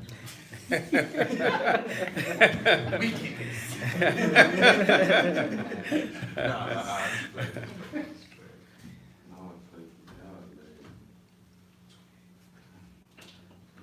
All right, so,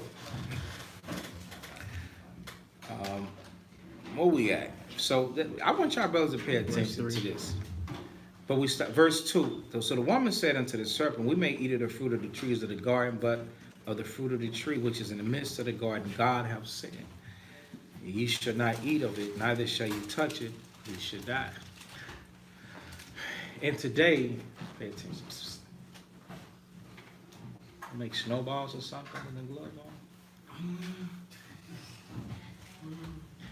Today's world, it's the Most High teaches and tell us, don't be carried about with different diverse winds of doctrines, this, that, and the other. And a lot of times, brothers, they don't yield that. They don't yield that. They just do it anyway. That's not what you're supposed to do if you want the Spirit to continue to go with you. You can't get bored with a thing. This truth is about, remember, he that endure unto the end, the same shall be saved. The only way you're going to endure is repetition. You got to use repetition to endure. You got to get better and better at what you do. Because you notice how sometimes you'll be doing a good job at something, and then after a while, you start having a rough patch. Just like a lot of men, you know, we might do good with lust, and then all of a sudden our eyes will wander off. And we'll be like, wait a minute, once before I wasn't lusting. You know what I'm saying? I wasn't saying that, oh, this woman is pretty, this, that, and the third. You understand? But now all of a sudden I'm looking, I'm gazing, I turn twice. You understand? Like, dang, I'm tripping. Right? That's because that temptation has come back. So what will stop us from that lust? Knowing the judgment from lust, knowing precepts, you understand? Proverbs 6, Proverbs 7, Ecclesiastes 9, 1 Corinthians 6 and 9, you know, Proverbs 6:23. We got to know precepts that bring forth the judgment of those things. Deuteronomy 28, that talk about the Most High, all manner of diseases. We have got to know the Most High, you understand, means business. And those things keep us in line. But those are the very same things that we have to hear over and over and over. And when we find that lane, that place, when we find, is it stop again? When we find, I get distracted sometimes with the movement. That's why I be like, settle down and stop or this or that, because I'm used to a small group and like everybody like folds, so I got tunnel vision, so I'm sorry, forgive me. So when we find a place where the Lord have us to be, you got to remember to don't go to the left or don't go to the right, because it's a lot of tricks out here. And this woman got tricked. She knew what the Most High said. Don't go to the left or don't go to the right. Yeah, it's a tree out there, it's a brother out there. The Lord said don't deal with him. You understand? And that's the same way that we have got to be today. When the Most High say, there are a lot of brothers out here, they Hebrews, and I respect them to the utmost, but I don't touch them. I don't touch them. I respect them. I got nothing. You know, if you watch my videos, you ever hear me talk about somebody? Not one time. You ever heard me talk about somebody? Never. Never. But I got mad respect. I got mad love. But I can't follow. You understand? I can't follow because I'm disciplined. I'm disciplined to just stay the simple course. But Satan will be on that course to try and seduce you. And you cannot let that happen. If you do, it's a trap. Know for sure that it's a trap. You cannot just follow anybody. You can't do it. And this woman did that. So now, verse 4, the serpent said unto the woman, you ain't gonna die. Thou shalt not surely die. For God doeth know. Now this is Satan. God doeth know that in the day that you eat thereof, your eyes shall be opened, and ye shall be as what? Gods. You see that? You're going to be like men. You're going to be like judges. It says knowing good and evil. Okay? So when you read now, before we get back on course, I wanted to explain this. Before we get back on course, now go to Psalms 82. This is the explanation behind that. Okay.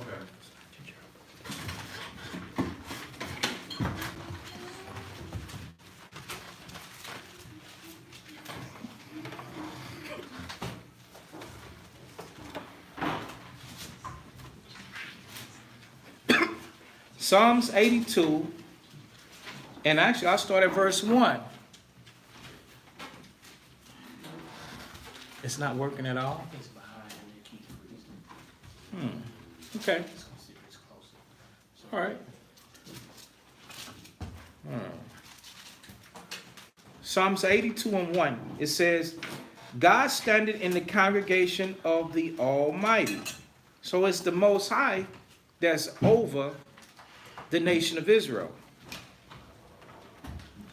He judgeth amongst the gods. So That's for me. to go even further, who's the head of man? Hamashiach Yahushua.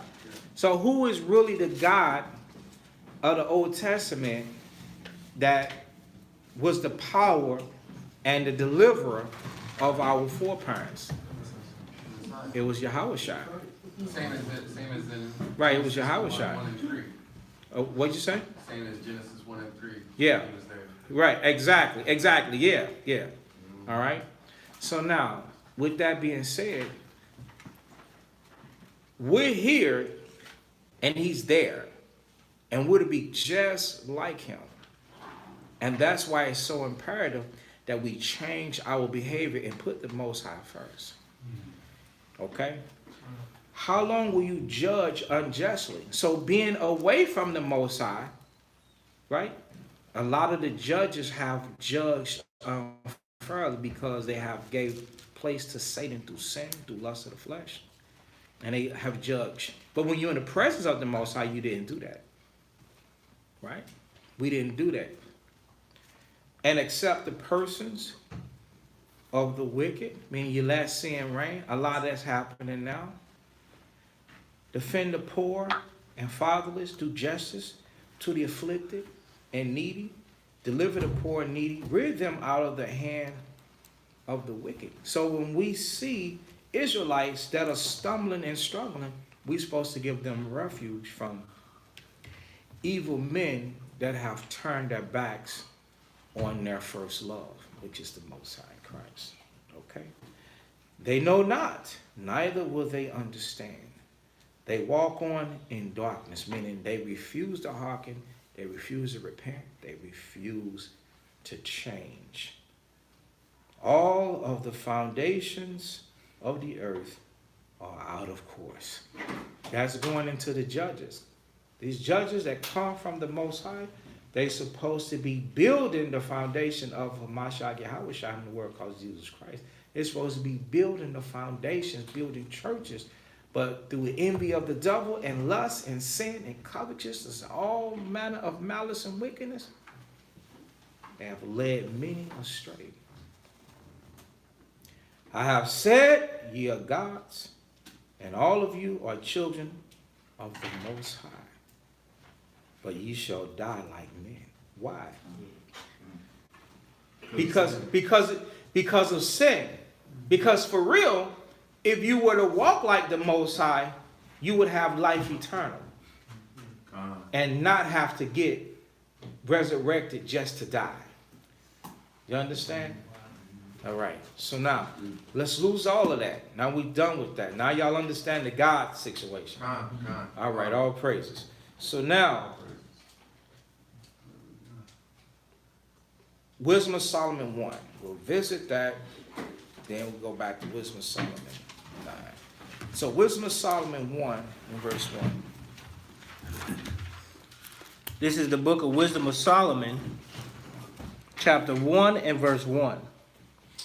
Love righteousness. So now we understand who he's saying to love righteousness. One's in the leadership position.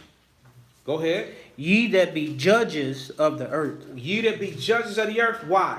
Remember we went to 1 John chapter 2. Because people don't know the Most High. Went to Exodus 18. People don't know the Most High. And they're going to come to us looking for who? Looking for the Most High. We're judges of the earth. They're going to see God in you. They have to see the Most High in you. When you speak, they have to be like, wow, the Most High said that to me. The Most High spoke to me. And they might not say nothing to you, but in their mind, you understand, in their mind. Let's show you that. Please ask these in the Bible. Please ask these 12. Let me show you what happens in the mind.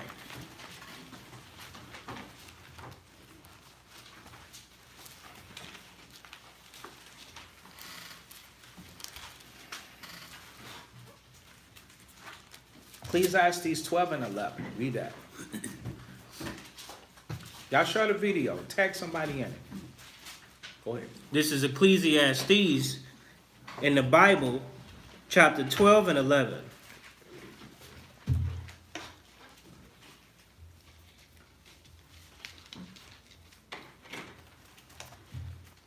The words of the wise are as golds, and as nails fastened by the masters of assemblies, which are given from one shepherd. You know what a goad is?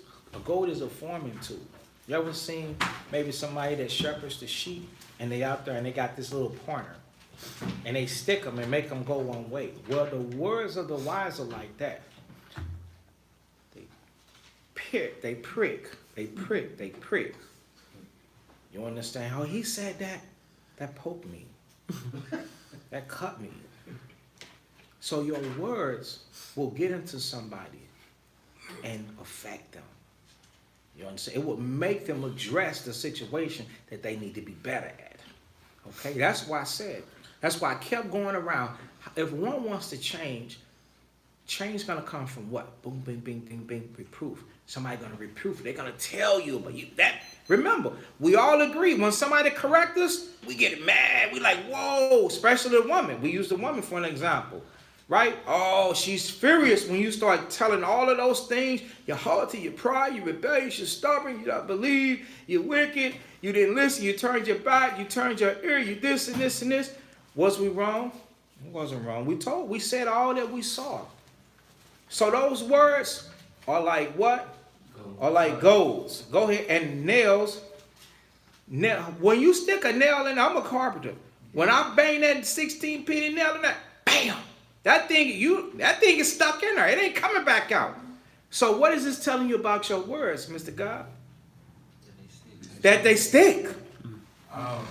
That they stick. They stick in there. You are more significant than you can ever imagine. You have to realize it. You have to realize it. You have to walk accordingly. They fasten by masters of assembly, which are given by the Christ. That is the one shepherd. Okay, so now we'll lose that. Now let's go back to Wisdom of Solomon 1 and 1. Wisdom of Solomon 1 and 1. Love righteousness. Now we understand why we have to love righteousness, because what you say is what's going to go into somebody's mind. And they're going to be walking around with what you said in their mind. If you offended them and you told them that they wasn't SHIT, they gonna be thinking, they gonna be going around with that in their mind. So you have to use, that's why it says that you can't let corrupt communication proceed out of your mouth, but that which is good to the use of edifying, that it may minister grace unto the hearers. So the thing that come from you has got to be something that's going to give that person an opportunity to repent. That you have to be encouraging to a person, even though they in that sin. You have to be encouraging. That's what you sent for. You're not sent to rain on them. Rain, fire, I'm a rain. No, you're not the executioner. Okay? Sometimes we edge each other on. We'll show up like the judge and jury and be talking about the execution. That's not our job, man. That's not our job, man. Okay? They supposed to be how good on the feet of him that preached the gospel, man. They got to love the seed, man. And until they do that, you got to fine tune how you deal. But first, you said something good. You said, I'm not ready. I'm glad you can see that. You have to stay in the shadow, man, learn and apply. And the best place to get ready is at home, working on your house, and then learning and working and learning from brothers getting instructed, and just stay at that. And your spirit, along with your faith, with your experience, will increase day by day, man. Okay? So now, Wisdom of Solomon 1:1, start the next part.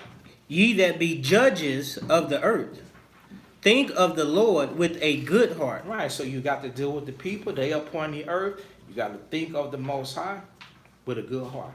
Because the Most High, as gold is tried in the fire, acceptable men are tried how?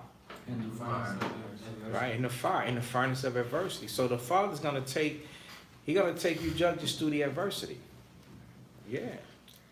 You're going to be like, hey, I lost my car.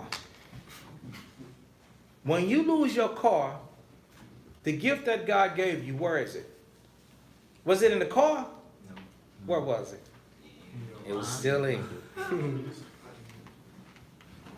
You might not have no place to go.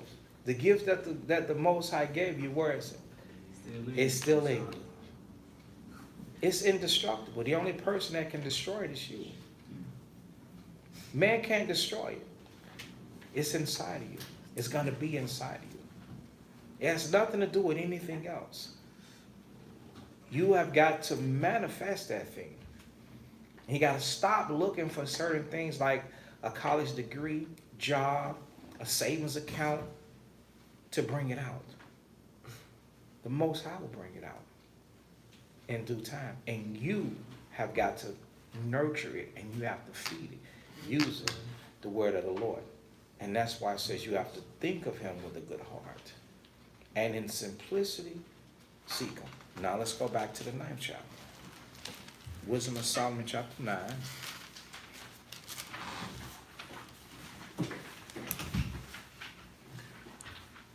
And I'll read verse 9 and give it to you in verse 10. All right, Wisdom of Solomon 9 and verse 9. Wisdom was with thee. So this is Solomon acknowledging that this spirit was with the Most High, which knoweth thy works, and was present when thou madest the world, and knew what was acceptable in thy sight, and right in thy commandments. So that thinking ability, that spirit, has always been with the God, the Heavenly Father, the Creator. Read verse 10. Oh, send her out of thy holy heavens. You see, so now he's asking for that thing.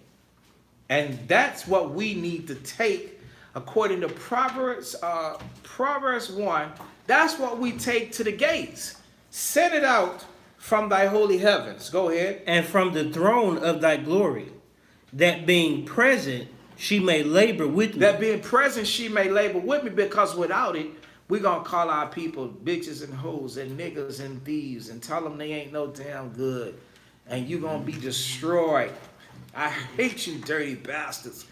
We gonna do all, excuse my language. But that's what they don't want to hear. That ain't gonna make them listen unto you. The scriptures teach about a brother offended. You can win a war before you win a brother offended. The scriptures say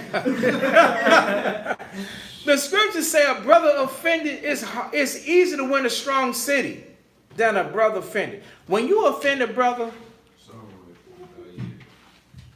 his mind is gone, man. He has no interest no more, man. He has no interest. And that's the spirit that you cannot walk out there with. I didn't mean to be so vulgar. But there are Israelites that are out there that are like that. And that's what you can't be. So you go back to Detroit, and you go back to Atlanta, and you go back to Ohio, cannot formulate that. It doesn't matter how many people are down with that program. If you take that, that is not this spirit that you're reading about. If that was the case, then when And if you roll, I'm gonna hear what you said. And if you roll with it anyway, you are an idolater. Because you praise and put men over the word of the Most High. What you say, brother? I said if that was the case, then when the Canaanite woman came to ask for her daughter, he wouldn't have done it. Right. Okay.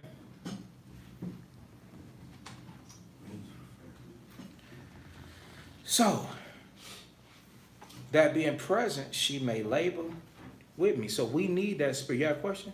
Yes, Go ahead. verse 10, that was referring to wisdom when he was talking about her. Right. It's talking about the spirit of wisdom. Right. So is that's like Wisdom of Solomon, chapter 8, 1 through 5. It was referring to wisdom as a woman. Right. Yep. Okay. So we at the latter part of verse 9. It says, and knew what was acceptable in thy sight. So this is so important because with this wisdom, which all men have to be taught to identify, to recognize this spiritual behavior, it helps you know what's acceptable in the sight of the Father. That behavior is acceptable. That behavior is not acceptable. But before we could go and minister to other people, guess what we have to do?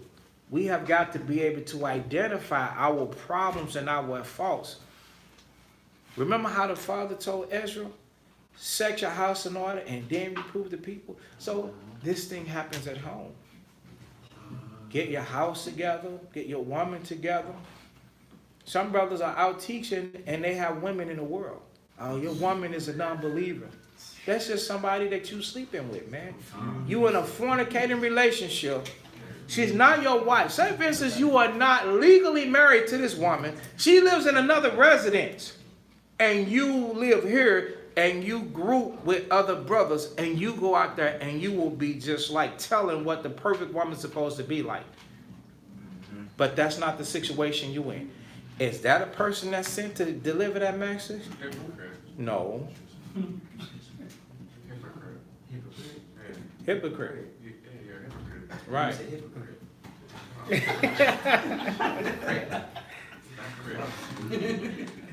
Right.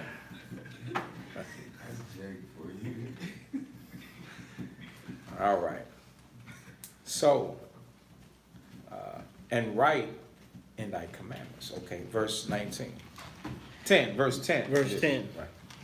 O send her out of thy holy heavens, and from the throne of thy glory, that being present she may labor with me, that I may know what is pleasing unto thee. So this spirit comes from above. So we took a long way to get here, but while we're out there in the gates, that spirit to be out there and to bring forth understanding and reasoning, you might have some people that don't want to listen.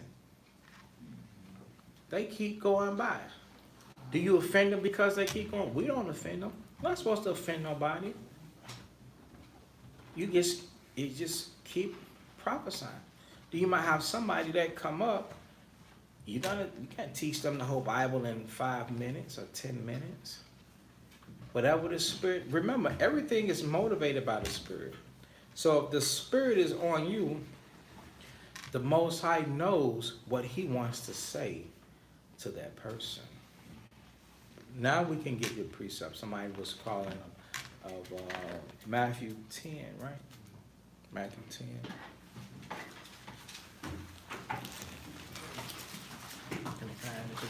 Of course. So, also, while we're going to Matthew, just that question about Wisdom of Solomon 8, it's not referring to wisdom as a feminine spirit. It's just using, remember the Bible at times is written in a masculine form. And everybody understands the love that a man has for a woman. So Solomon trying to show how serious we should let the wisdom be, he had to use what men as well as people would know. The same way that a man would love wisdom, a woman is the same way that he should love wisdom and let wisdom rule him. So it's not a feminine spirit, he's just using something that we can understand. You get what I'm saying? So, Parables. Same with how the Most High uses us as his wife. right, As his, right. Some we can that he understand. wants to, yeah. Exactly, right. So, when he said be bride, Yeah, that's why. Because I never understand why he said it like that. But All right. Matthew 10 and 20. this is the book of Matthew, chapter 10 and verse 20. For it is not ye that speak, but the Spirit of your Father which speaketh in you. Right. So, if you're there 5 minutes, if somebody does 5 minutes, 2 minutes, or 30 minutes. Sometimes we have people follow us around all day. Sometimes they won't want to leave. They'll just come back here. Well, can we go with y'all? They'll come back here. They'll spend the whole day from morning to 2 in the morning. Those are real testimonies. And the whole time, the Most High will be speaking to them. We don't showing them off we don't showing them off. We feed them. Yeah, we feed them, So I have to keep that in mind, that this job and this work that we do is of the Most High. And it's not after men. What's that mean? Somebody tapping something. Oh, okay. That was, I don't know. Okay. So any questions before we move on? All right. Was we holding anything?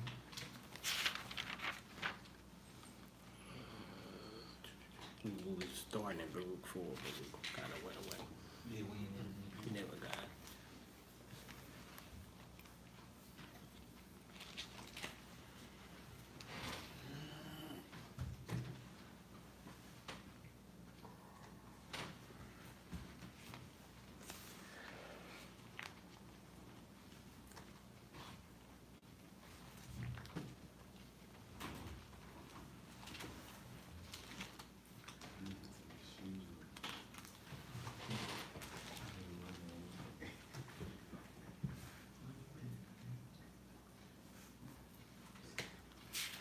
Okay, so we'll grab it. We was going to Baruch 4.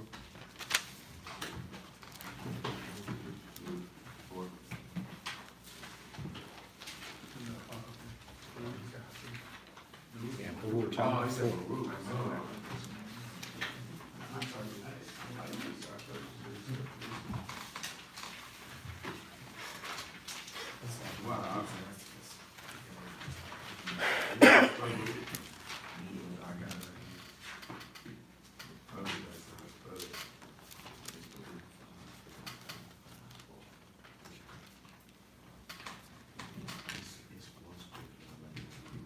Baruch chapter 4 and verse 1.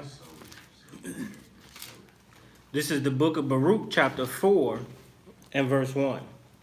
This is the book of the commandments of God, and the law that endured forever. All they that keep it shall come to life, but such as leave it shall die. Turn thee, O Jacob, and take hold of it. Walk in the presence of the light thereof, that thou mayest be illuminated. All right, so illuminated is light up, lit up. Okay? You know how people say people are afraid of the Illuminati? We are the real ones you understand? We're the real light. Okay? We're the real light.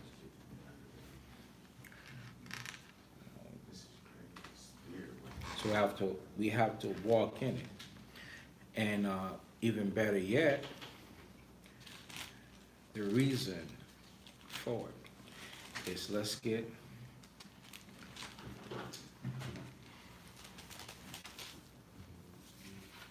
Wisdom of Solomon 6.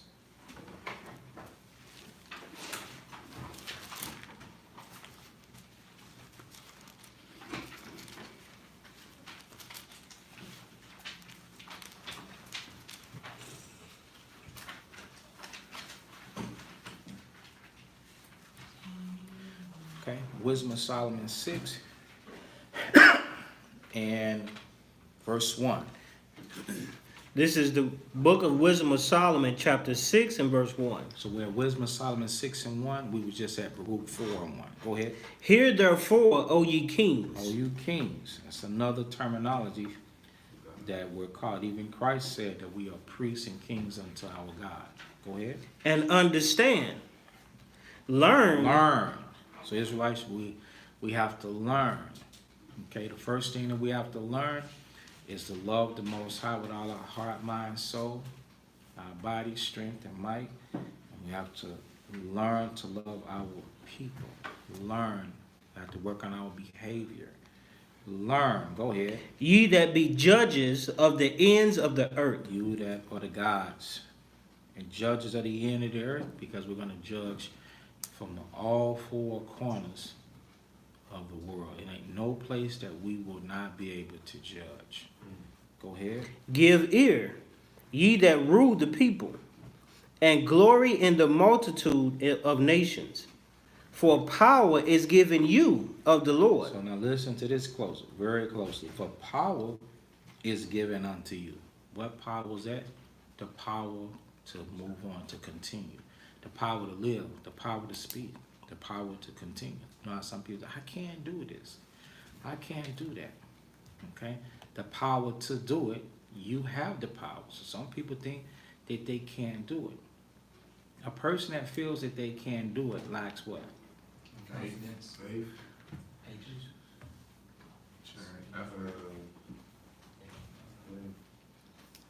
All of those things are correct, but less. They like understanding our wisdom. So I heard patience, understanding, wisdom, charity, faith, Effort. confidence. Confidence will go affect everybody.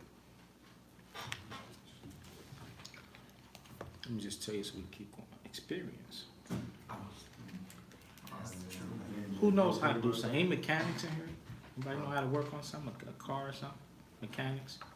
You know what? Okay. What's your profession, brother? Mine? Yeah. I'm a breeder. You're a breeder? Yeah. Okay. What do you breed? Exotic dogs. Exotic dogs. I don't know how to breed dogs.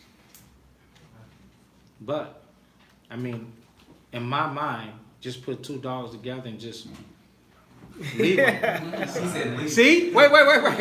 Right. See? He said no. He said, but that's fine. I believe that. Yeah. It's more to it than that, right? Anytime. You gotta take them to doctors before you do all that. Just to see if they're healthy, just to have babies.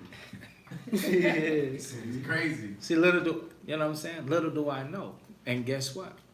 I will straight believe that I can't do that. But if you took me through the ropes and you showed me that, wouldn't that embolden me and give me the strength To do so. to believe that I can do it?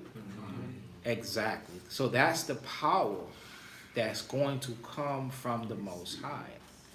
You don't have beams coming out of your eyes and spider webs and you understand? The thing that you believe that you can't do, the Most High will strengthen you and give you that. But what does that strength come from? See, that strength comes from something, and that's so important. And when I see a bunch of Israelites that be like, I ain't this, I ain't a part of this, and this, and this. They come from fellowship. They come from Fellowship. fellowship. Okay, where can we find that? Where can we find that? Find what? We're gonna help them out. 1 John, that's okay, I got you. Of 1 and 8.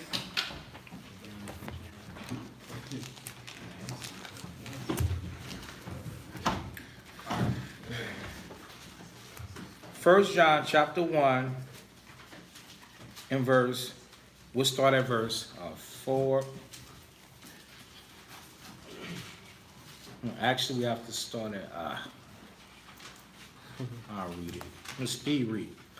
1 John 1 and 1, that which was from the beginning, which we have heard, and which we have seen with our eyes, which we have looked upon, and our eyes have handled of the word of life. Verse 2, 1 John 1 and 2, for the life was manifested, and we have seen it, and bear witness, and show unto you that eternal life, which was with the Father, and was manifested unto us. So this is all lifestyle. These are all actions. Okay? Verse 3, that which we have seen and heard, declare we unto you. So the actions that we saw and everything that we heard. So when you read St. John 17, Christ said, I have given them the words that thou hast given to me. Okay? That ye also may have fellowship with us, meaning you may do the things that we had to do. So this is all going into experience. And truly, our fellowship is what? With the Father and with his Son, Hamashiach Yahushua, whom the world calls Jesus Christ. Verse 4. And these things write we unto you, that your joy may be full. So we're writing this and explaining this to you to help you understand and find the path. Read verse 5. This then is the message which we have heard of him, and declare unto you, that God is light, and in him is no darkness at all. Right, he's not wicked. Go ahead. If we say that we have fellowship with him and walk in darkness, Meaning we're breaking the laws. we lie We lie about being right. Go ahead. and do not the truth. Right, and no lies of the truth. So we're not being and walking in all sincerity and honesty. Go ahead. But if we walk in the light, Mhm. as he is in the light, As the Messiah was in the light. Go ahead. we have fellowship one with another. So we have to have fellowship one with another. And what does the fellowship do? Go ahead. And the blood of Yahushua, the Christ, his son, cleanseth us from all sin. Right, so the blood of the Messiah is going to cleanse us, not some magical form, but the fellowship is going to cause us to examine your way and say, hey, brother, you can come on a high level of doing this. Yo, brother, you got to obey the powers that be. Yo, brother, your wife is complaining. Yo, brother, do you have a job? Yo, brother, how you going to take care of yourself? Yo, brother, you got to come to class. Yo, brother, you can't be lying. Yo, brother, you can't deal in honesty. Yo, brother, you can't covet. Yo, brother, you can't steal. Yo, brother, you can't lust. Yo, brother, you can't fornicate. No, brother, you can't smoke drugs. Yo, brother, you can't fight. Yo, brother, I understand you got angry, but you can't be ready to throw hands. Yo, brother.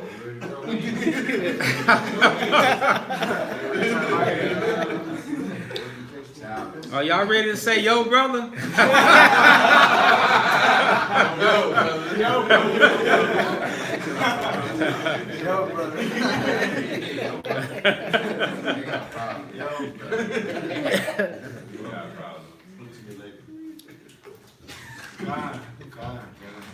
So that's the fellowship.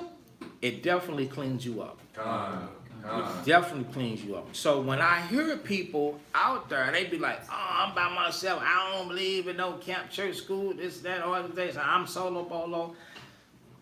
You know, I ain't the type of person that talk about you. I just hope that you come to a realization that you actually need somebody to help you with these mistakes that you don't know, that you don't see, because, man, Satan will get in you and possess you and bring a legion of demons on you. And with all those demons come doctrines. And that's why there's so much confusion on social media. And people be wondering, like, why we just can't all get along? Everybody got a little Rodney King in them. Why we can't just all get along? Well, we can't get along because y'all ain't sitting y'all butts down and learning from anybody. What's the scripture you talk about? Woe to him that is alone. Ecclesiastes 3. Because then it says two are better than one. Something like that, but that's just that you know right there that we can get on. I can't remember right now on the clock.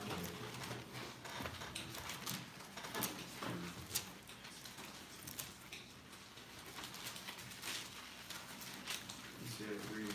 Ecclesiastes 4. Okay. And Start, is it 8? Start 9.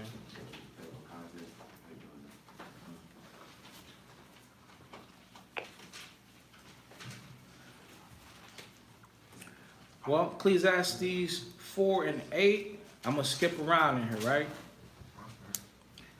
Now, stay with me. I'm going to go here a little and there a little to get this, to make sense of it. Ecclesiastes 4 and 8. There is one alone and there is not a second. Go to the very end. This is also vanity. Right? Yeah, because he's by himself. Yeah, it is sore travail, meaning it is sore pain. So he don't have a brother, he don't have a child, he don't have a soul in the world. When you get to verse 9, it says, 2 are better than one because they have a good reward for their labor. For if they fall, the one will lift up his fellow. But woe to him that is alone when he falleth, for he have not another to help him. And so when you go through something, you could go through something life-changing or horrifying, and you go through something like that, and you by yourself, who's going to be there in your corner? And you, because you've been walking around choosing to be by yourself. Now you don't have anybody in your corner.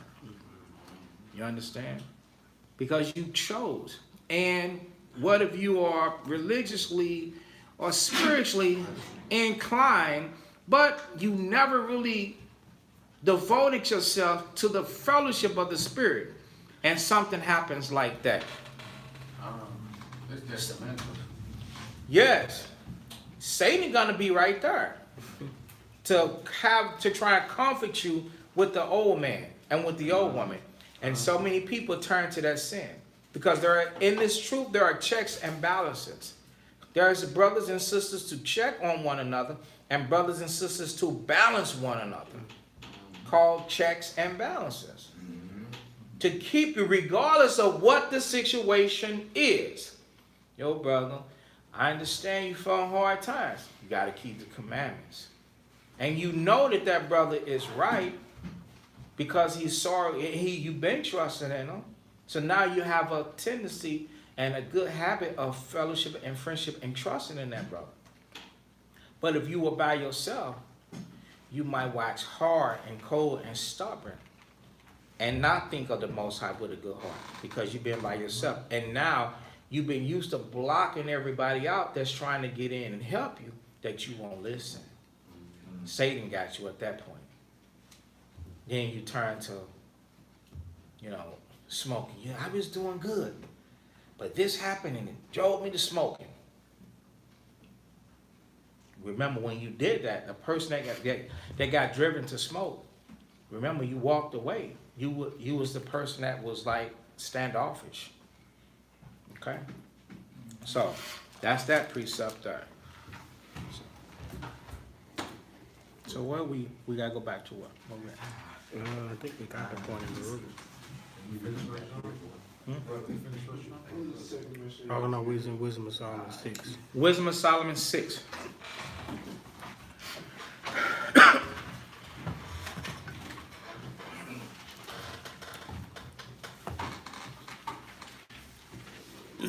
3. Wisdom of Solomon 6 and verse 3 it is. I'll get it says, for power is given you of the Lord and sovereignty from the highest. So who's going to break us free? Us ourselves or the Lord? The Lord is. He's going to break us free. You have no, in order to be a sovereign nation, you have to have an army, you have to have finances, and you have to have land. So Israel walking around saying, I'm sovereignty. You gave that to yourself. You have no finances. The paper in your pocket displays another man. He has claimed perpetually all the territories in this earth. He controls this whole earth. The Lord said that earth is given into the hands of the wicked, not just certain parts of it, the planet, the earth. So the Most High is going to take them down and set you up. So your sovereignty is going to come from the highest, who shall try your works. So before he gives this over to you, he's going to try your works. He's going to see what you're made of. You're going to be put in a position to where you may suffer. You may be forced to take something. You may covet something. You may be tempted to commit fornication. You may be tempted to commit adultery. You may be tempted to do all manner of things, but your works is going to be tried. And search out your counsels. You know, the things that you think is done in secrecy, that nobody knows, the Most High, he's going to be right there to search it out. He's going to see bad behavior. The Lord, his spirit fills the earth and heaven, and he sees everything. When you learn that, you're going to stop sinning. Right? You're going to stop sinning. What's that? Psalms? What? David? If I go into the heavens, 144? 141? 139, I believe. Go to the book of Psalms. Yeah, 139. Psalms 139. The reason why I'm taking us here, because taking us here, hopefully, we would realize that we're on something more high def than cameras. You know, right now, we don't, a lot of us, we're smart enough. We're like, I'm not taking that. They're on the camera. We're on the camera. They see my face. They'll catch me before I get out the door. I'm not taking that. Well, let's see how the Most High sees it. Psalms 139, and let's see, verse 1. O Lord, thou hast searched me and known me. Thou knowest my down sitting and my uprising. Thou understandest my thought afar off. So he knows our thought in the future.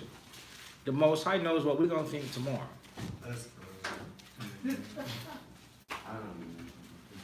We don't even know what we're going to. You don't even know. I don't even know what I'm going to think tomorrow. The Most High do. Because he knows tomorrow.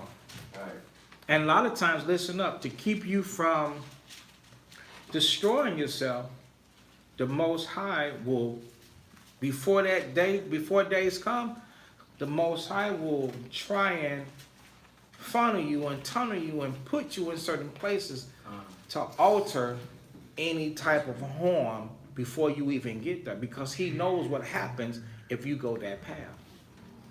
Okay? Verse 3.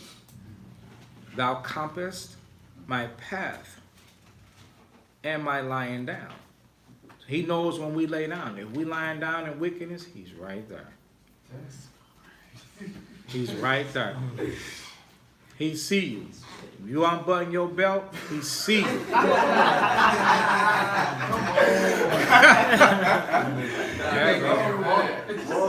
Yeah. They're not even up right now. Yeah. He see. Yep. Listen, he said, the brother said, crack the window. Burn it.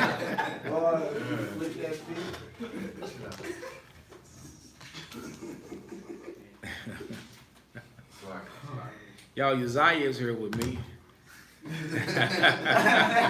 He like, why tell on me? No, you know, we all got the same extended family that they, you know, y'all be planning to come out here together. I'm just telling him he made it.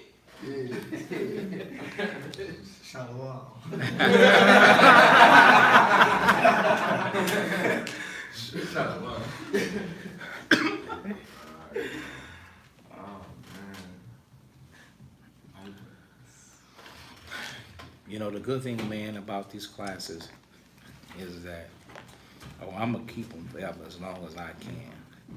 Man, I've listened to classes from 20 years ago and had some brothers, same familiar faces and hearing the conversations and how I was able to enjoy those classes and how I listened to them.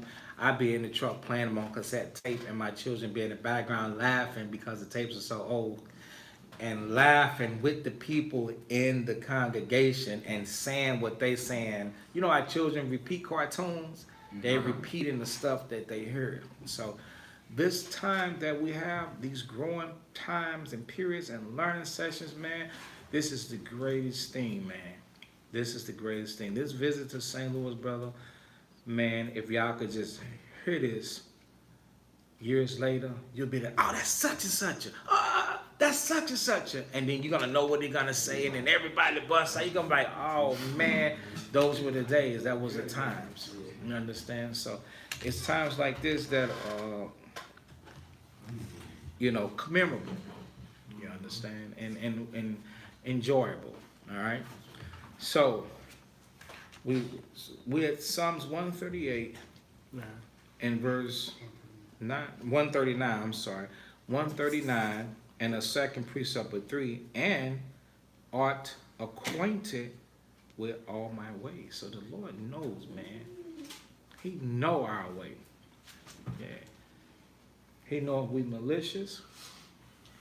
He know if we big time, or we habitual liars. He knows if we're covetous, if we're still. He knows, man, every way that we have. He knows. For there is not a word in my tongue, but lo, Lord, thou knowest it altogether. Thou hast beset me behind and before, and hast laid thine hand upon me. Such knowledge is too wonderful for me. It is high. I cannot attain unto it. A lot of people cannot attain. A lot of people don't understand that the Most High was the person that put you where you was a year ago and put you where you at today. A lot of people don't understand that thing. But you got to understand it, because if you understand, then that's going to help you realize that when we got in our troubles, whether it was in jail, whether it was in the hospital, the Most High put us there and put us through the afflictions. Or whether in our accomplishments, where we got promoted and we got congratulated, it was the Most High that gave us that promotion. Now being in this truth, it was the Most High that bring us and put us into this truth. And so where we're headed tomorrow and next week and next month, the Most High knows that He's going to put us there. Does the Most High put us in the midst of sin? Not for our destruction, and not for test, but not for pleasure. Most High don't. The scriptures say, neither tempted He any man. Remember? So the Most High ain't trying to tempt you to where, you know, I'm gonna get my rocks off. How about Shem Yahushua?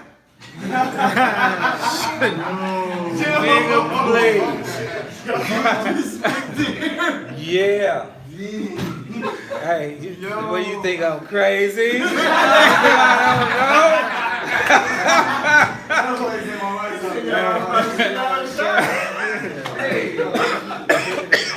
No, you cannot blame it on him. No.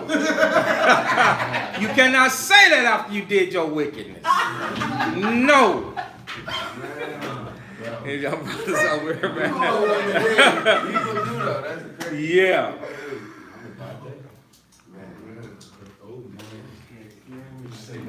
Like You horrible. You gonna be like that? like he's with you. You feel me? Yeah, like he's with you, man. No. You look like that, she's like, no. I immediately see like 5 heads. Like, You feel me? are you for real, brother? And you look, some of these cats look in their face and they be dead serious. For real? All right, brother. All right. I'm looking for an exit plan. You understand? Because Israel are murderers. They will kill you, brother. They sound looking for an exit plan. I'm looking for a strategy. Let me get out of your face. Because a person like that, they want either promote after you cut them or you don't want to deal. Oh, now you want to flee. It's not that. I just know that you already set. Your mind is set to do evil. So a sinful man will not be reproved. So, shake the dust. Somebody said that earlier. It's time to shake the dust respectfully. I'm going to shake the dust. You understand? I'm going to shake the dust.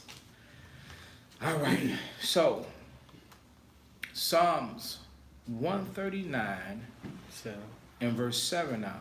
Whither shall I go from thy spirit? Or whither shall I flee from thy presence? If I go up into heaven, thou art there.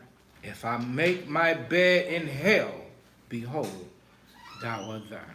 So what is heaven? Heaven is a state of being, right? If I obtain wealth and riches and everything is good, I mean, we got a way that we can imagine, say, man, this would be really, really nice, man. For example, last night we had dinner. Everybody was here to have food, right? And so we're watching this television. We're watching this show downstairs. And these Edomites, they go behind. They had some land. They go up to, and it's enclosed behind a gate. And they go up to this nice house, and then they go through the back. And dang, man, it outlooks a lake. I'm like, this is a beautiful scene, man. So to us, to have something like that, since we have very little to nothing, we'd be like, man, this is beautiful. Well, what David said, if I'm in a situation that it's like heaven, man, you die. But he said also, if I make it bad for myself, you can't point the finger at nobody. The Lord is there too.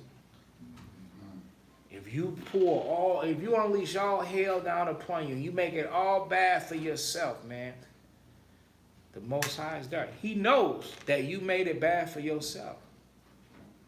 You made it bad for yourself because sin. You were in your sins.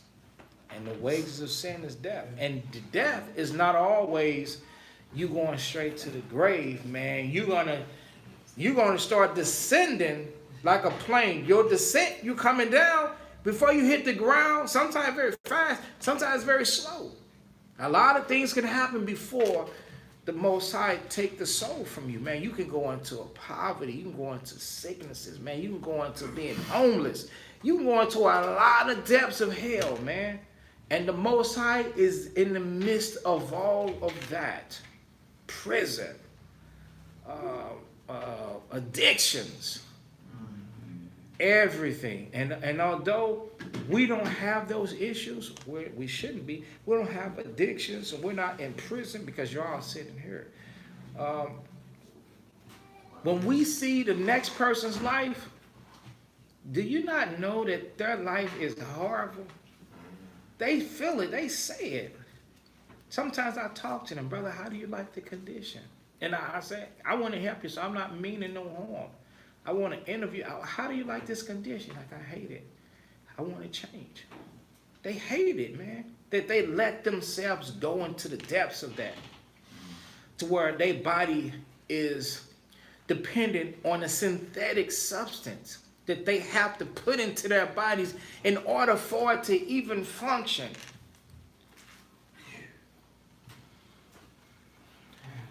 But before you brothers and sisters wind up in some form of hell like that, stop turning away the simple. It's easy. Keep the Sabbath day. It's easy.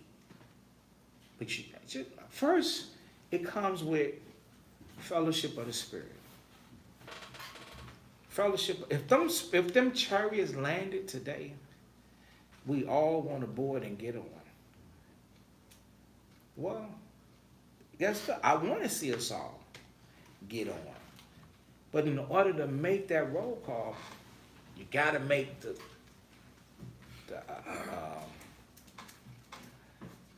you got to make the what is it? Sacrifice. Yeah, you got to make the sacrifice. You got to make the decision, man, to give up the things that the Lord find worthy of having, because you won't judge the world.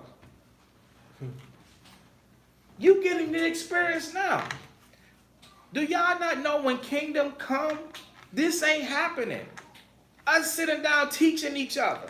It ain't happening. It's too late. Now is the time to learn. What do you think it means? No more shall they teach one another, saying, know the Lord, for they all shall know the Lord. This is the time now. You'll be in school now. So if you don't get it now, fuck you. You messed up. This is a training period now. This thing is happening simultaneously. While the Lord is bringing down America, he's raising up Israel. It's happening at the same time. The most important thing it takes for rulership is the power of authority. And the obtainment of that authority is the fear of the Lord. So if you don't have the fear of the Lord, how are you going to get the Most High going to make you a sovereign nation to where you fear him? These things are true. Okay, so we are Psalms 138. 139, I'm sorry. Thank you. See how I need all y'all to read directly? And In verse 9, if I take the wings of the morning and dwell in the uttermost parts of the sea. So in other words, if I go beyond my imagination, sometimes how many of us in here, even me, how many of us think about places that you've never been? You're like, man, I wonder what it's like to be in a little village or be in this. That's so far away. You understand? I do that quite often. That's so far away. Sometimes if I'm watching television and I'm seeing some place that is rural and I'm seeing some people, it seems that they without telephone poles, they without electric, they without whatever. And I'm sure at nighttime, it's like pitch black. But I'm like, they appear to be most peaceful. That's so far away from this place right here. That's an example. If I take the wings and dwell in the uttermost parts of the sea, even there shall thy hand lead me, and thy right hand shall hold me. Okay? If I say, surely the darkness shall cover me, even the night shall be light about me. So if we think that we can hide ourselves in some form of sin, the scriptures say darkness gonna be light about you. Because remember, everything come out of darkness. So the most I see in that, God is a spirit. He's not like you. You understand? He's a spirit. He can see in the dark. You can't. Yeah, the darkness hide it not from thee. So with us understanding this, this is to help us to draw nigh unto the Most High, cleanse our hands from sin, and not try and pull one over on the Most High, because the Most High is going to judge us. He's going to judge us based upon our works. When that book come open, one thing, two things. You got two books. You got this and you got the roll call. Remember that. You got the book full of names, and then you got the Holy Scriptures. And we're going to be judged according to our works out of this. Okay? But the night shineth as day, and the darkness as night are both alike. So with us learning that, we're like, hey, I give up. When I understood this, I give up on sin. I give up on sin. I say, no sin. I say no to sin. No, I don't want to do that. I don't want to be tempted by sin. Because I know the Most High always sin. If he's always sin, listen, I'm not trying to barely make it. You understand? Although the scriptures say the righteous are scarcely saved, right? But with all my power, I want to try and put For sure. it for sure. That's right. Yeah, thank you. You understand? I want to make my calling and election sure. I want to say far away from that thin line, because you can get so close to it, and then you can be looking down, like wondering, like, am I over the line? Sweating. And not really realize that everything that drew you close to the line was something that was close to that line, which was sin. Now you in sin. And don't even realize, because sin has the ability to use other people that transform themselves into angels of light to that make you think that it's okay. That's why you have to be careful on the life that you live. You got to take care of number one. That's you first and foremost. And seek like-minded people. That's what the Most High told Ezra. Seek out people that such as be like yourself. All right, so we're almost finished. Anything else open? Was it Wisdom of Solomon, right? Yeah, 6. Wisdom of Solomon 6. All right, y'all. Hold your horses. Almost.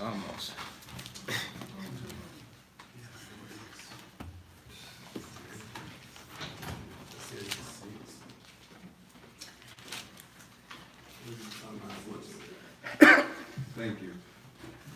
Wisdom of Solomon 6. What is that, 3? Yes. So, stay with me. Wisdom of Solomon 6 and 3. And this is why we went to Psalms 139. For the power is given unto you of the Lord, so he knows that you can do it. And sovereignty from the highest, who shall try your works and search out your counsels. So all that was to let you know, if you know the Most High is going to search out your counsels, that whole chapter and 139 was to show you, if he's searching you out, he has the ability to see you in every dimension, every dynamic, whether you here, whether you there, whether you get up, when you lay down. Every phone call, every text, every message, every idle word that you speak. Okay? So now, verse 4. Because being ministers of his kingdom, ye have not judged aright, nor kept the law, nor walked after the counsel of the Most High. Don't let that be said about you. That is being said right now in Israel. But don't let it be said about you. Horribly and speedily shall he come upon you, for a sharp judgment shall be to them that are what? In high places. Why is that? Because they're held to a what? They're held to a higher standard. That's right. They're supposed to know to do right. Verse 6. For mercy shall soon pardon the meanest, but mighty men shall be mightily tormented. For he which is Lord over all shall fear no man's person. So the Christ is not an idolater. The Most High is not an idolater. They're not going to have respect to persons. They're not afraid to call you out on what you're doing wrong. Okay? They're going to judge you. Neither shall he stand at all in any man's greatness. Oh, you're the greatness, this and this and the third. And you speak the scriptures and you know this and you know that. No. Most High going to bring forth judgment, man. For he have made the small and great, and carried for all alike. But a sore trial shall come upon the mighty. Unto you, therefore, O kings, do I speak, that ye may learn wisdom, which is what? Our experience that come from the Spirit, and not fall away. For they that keep holiness holy shall be judged holy.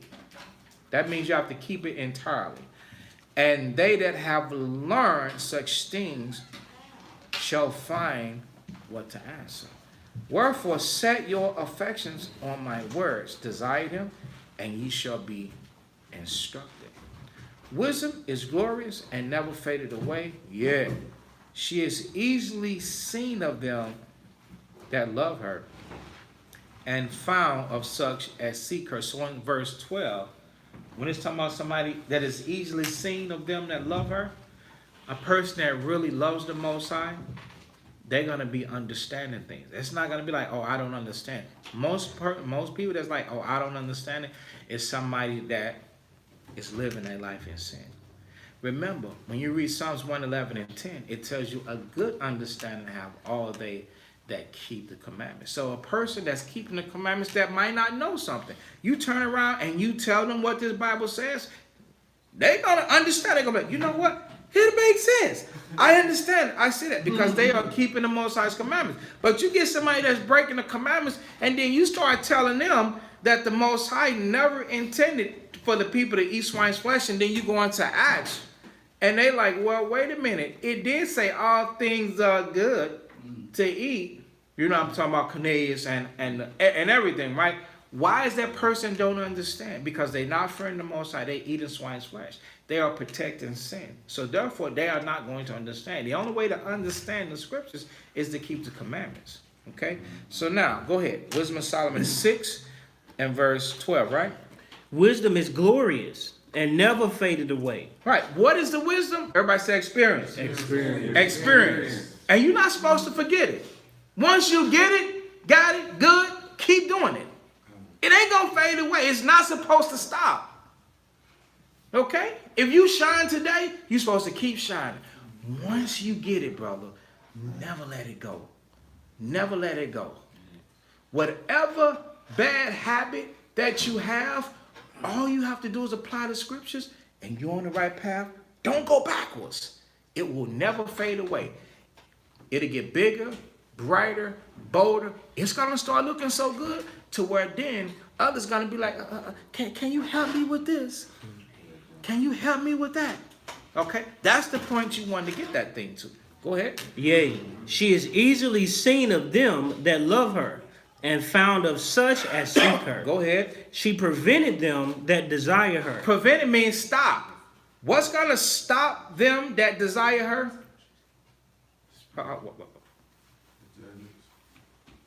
You need a minute.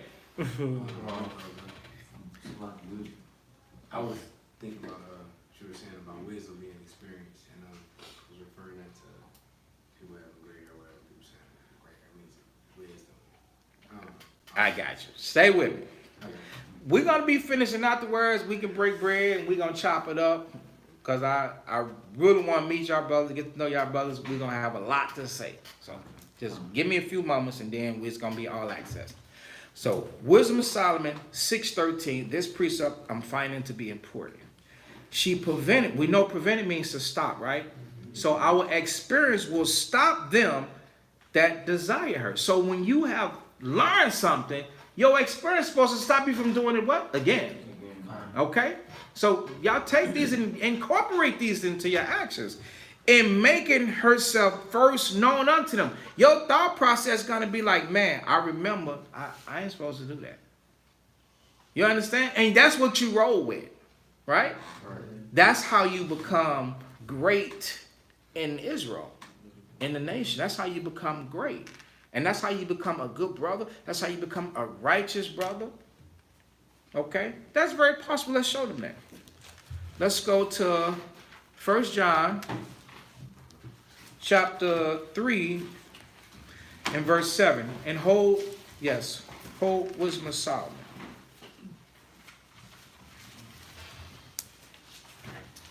Say that one more time, please. 1 John 3 and 7.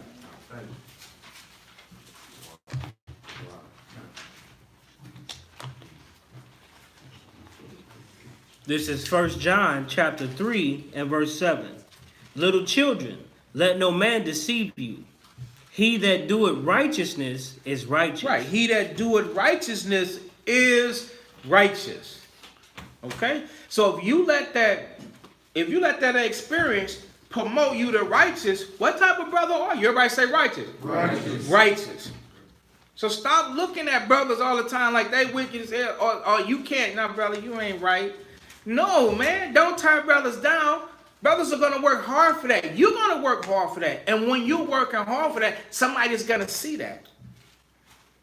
And in your mind, you're going to project this aura about yourself that because you apply from all your experiences, the that's a good brother, man. That brother is doing righteousness, man. That is righteous. That's a righteous thing right there. Okay, go ahead. Even as he is righteous. Even like Christ was righteous. Okay, so now let's go back. Wisdom of Solomon 6. Wisdom of Solomon 6 and verse 13. She prevented them that desire her in making herself first known unto them. So with that wisdom of experience, that's what's going to help you to be righteous, because it's going to constantly remind you what to do and what not to do. Because, and who really going to know the inside of your spirit and your mind that you were being tempted, and you know, nobody knows that but you and the Most High, because nobody can read your thoughts. It's your actions. So once you turn it down, the Most High is going to see that. And the Most High is going to strengthen your spirit, your confidence, and now you have another talent. You're going to be like, man, I did that again, which is the right thing. You understand? And what we got to realize is that people are watching us, and a lot of times they're not even telling you I'm watching you. Like he didn't know. You see how I broke it down? I said, yo, brother, I'm watching you. I'm watching you. You see? I mean, I was honest. I'm watching you. Now we looking at you. I'm watching you and you and you and all of y'all brothers. And just like I welcome y'all to watch me. You're supposed to watch me. You're supposed to, because I want you to learn. I want you to see that this is a pattern of good works. Because I'm hoping and I'm sacrificing, laying down my life for Israel. So they say, okay, well, this brother, man, this brother is committed, man. This brother is doing what he's supposed to do to the best of his ability. So if he could do it, I could do it. That's our job to provoke you, not to bad works, but what? To good works. Okay? So, Wisdom of Solomon 6, and is it 14 now? Go ahead. Whoso seeketh her early shall have no great travail, for he shall find her sitting at its doors. Right, you should want the experience. And sitting at the door part, that's your mind. It's got to come to remembrance. I can do this. Go ahead. To think thereupon her is perfection of wisdom. Right, so even to think upon, I have once did the right thing. The Lord said that is right there. That's how wisdom get perfected. That's how your experience get better. Because you keep thinking that, you know what, I know how to do this. And you keep reminding yourself, and after you remind yourself and you go do it, your wisdom get better. Your wisdom don't get worse. Your wisdom gets stronger. Okay, go ahead. And whoso watcheth for her shall quickly be without care. You're not going to be scared. You're not going to be concerned. Am I doing the wrong thing? Did I mess up? No, you didn't mess up. You did the right thing. You got to be confident. Go ahead. For she goeth about seeking such as are worthy of her, showeth herself favorably unto them in the ways, and meeteth them in every thought. For the very true beginning of her is the desire of discipline. That's right. So we all have to desire discipline. And discipline hurts.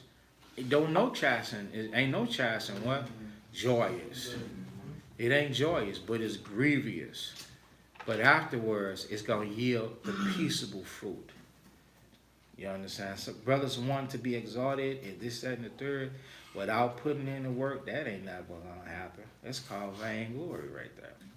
And the Most High soon going to take that out the way. Okay, go ahead. And the care of discipline is love, and love is the keeping of her laws, and the giving heed unto her laws is the assurance of incorruption. So it's going into loving the Most High, the will of the Most High, the law of the Most High. Go ahead. Verse 19, and incorruption maketh us near unto God. Right, so with that love and attribute towards the Father, it's going to make us incorrupt. Meaning you ain't going to be doing nothing wrong. And that incorruption is going to bring you closer and closer unto the Most High. Go ahead. If your delight be then in thrones and scepters. And that's all of us. Because everybody in Israel wants to see the kingdom. Yes. I'm sorry. Okay. Verse 20. Verse 20. Therefore the desire of wisdom bringeth to a kingdom. Right. Everybody wants to see the kingdom. So that the desire of that experience, right? That wisdom, right? The know-how, right? The desire, because you desire to remember that you know how to overcome that sin, and you go back over and over and constantly remind yourself, let me not commit that sin. That's what's going to bring you to the kingdom. You ever wanted to ask somebody, what was you thinking? We wanted to ask them that because they didn't go back and get that wisdom, which is that experience that taught them before on what to do. They didn't go back and get that. They didn't go. So we like, what was you thinking? What was you thinking? You wasn't thinking. Do you think at all? Did you think about this, and this? We like baffled. Yeah. But if they had remembered, if they had thought about it, if they had went and got it and brought it to the forefront and then applied it, we wouldn't ask that. That's what makes you incorruptible. Because that process ain't going to let you break the law of the Lord. That process is going to help you apply the law of the Most High. And that process is going to put you at a status to where you are not corrupted.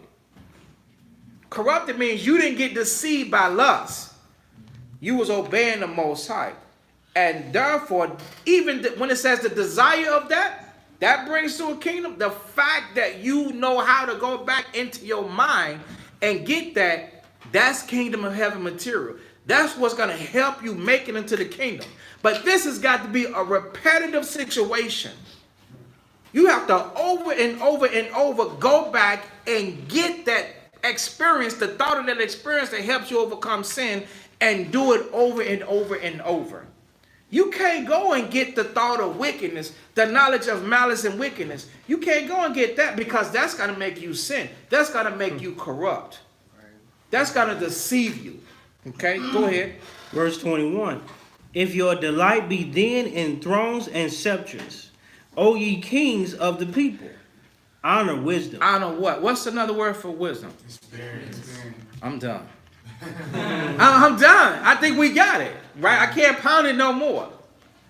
And then experiences, what's another word for the experience? The what? The thought process. That thought process. Because each and every last one of us, we've overcame something that the Lord said not to do. Right? We know how not to do it, right? How to avoid it. So each and every last time when we enter into that temptation, which temptation is gonna tempt us all, we gotta remember, let me go get that. Right then, okay, I got this. Let me go get that. Right? We understand that? Hey, we cannot go astray. Remember, to the right or to the left, we got to walk into it. And then you got to remember somebody greater than yourself telling you. Because your eyes have seen your teachers. You got to remember your teachers saying, walk therein. Man, I had teachers that rebuked me into tears, brothers. Tears. And I was in subjection to them. I listened to them. I obeyed their voice. I did not play around. I did not disrespect my elders. When they spoke, it was like the Most High, like Yahweh Shai himself was speaking, man. I had a lot, I still have today. A lot of respect for those brothers. A lot of them I don't know where they at, but wherever they at, my prayers in their calamity. But they taught me what a foundation that continued to help me build right now today. All right, it taught me to fear the Most High, to keep the commandments, and don't waver, don't play around, and don't take no stuff. Be with the brothers as a brother, but also know how to bring out the scriptures too. Okay, so that's it. All right, we're gonna close it out, and we have to close according to scripture, Matthew 26. This is something that was commanded by the Most High, by Christ, by the Most High and Christ to bring out.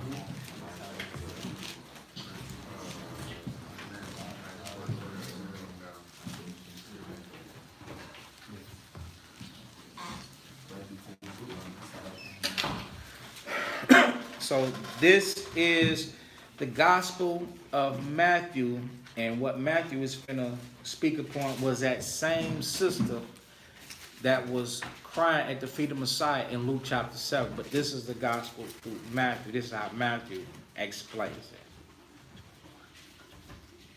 You said over that 21? Over 21. No, it's seven. That's the baby. I don't drink. Baby. 19. He's still a baby, man. He got this big ass.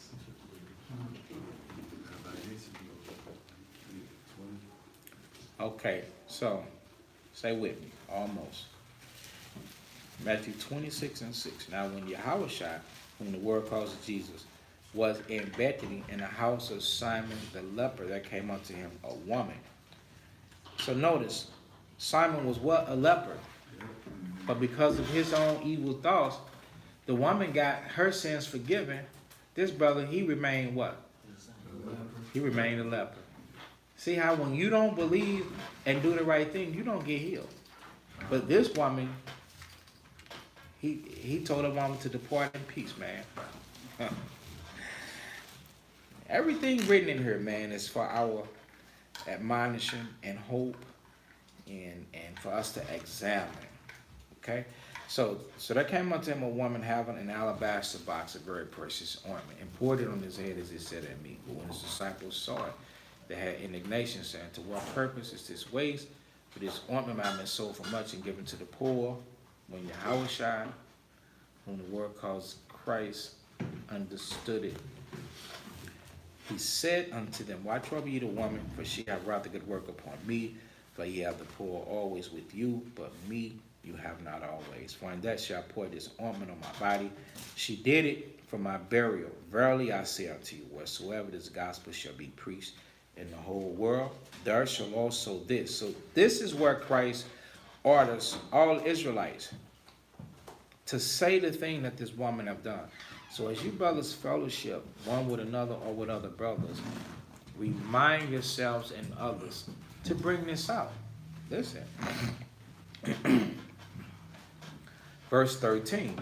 Verily, meaning truly, I am telling you, I say unto you, wheresoever this gospel shall be preached in the whole world, there meaning in the place of the teaching, shall also this, that this woman have done, be told for her for a memorial. So we're going to obey the voice of the Most High. I mean, have y'all brothers, y'all, do this come out? No. You see? That's okay. Never seen this. See, right. Well, I've read it, just never. Never seen it like this. So now, listen. So now we're going to go through this correctly. What is the reason why the Messiah wants this to come out? Because he wants the example of a broken and contrite heart to come out. Because if you ain't broke your spirit, you ain't sorry for your sin. You gotta hate. Remember we went through early in the class. Those habits, you have to actually be angry with that situation and hate that. Because once you bottom out and you hate that, and then you get light and you get the scriptures and you get the law and you get the understanding, once the Father pick you back up, you don't ever want to feel that again. You shouldn't, especially you have daily maintenance. That's why Christ said, give us this day our daily bread. And fellowship of the Spirit and unity. Everything plays a part. But you're going to have to break that spirit. You're going to have to be sorry for your sin, man. And this woman, she bawled her eyes out, man. She was sorry for her sin, man. But Simon, when he saw that, he didn't realize that. It didn't stick out to him. He's like, he looked at her as just that woman. Let's get it. Luke 7. She was just that woman.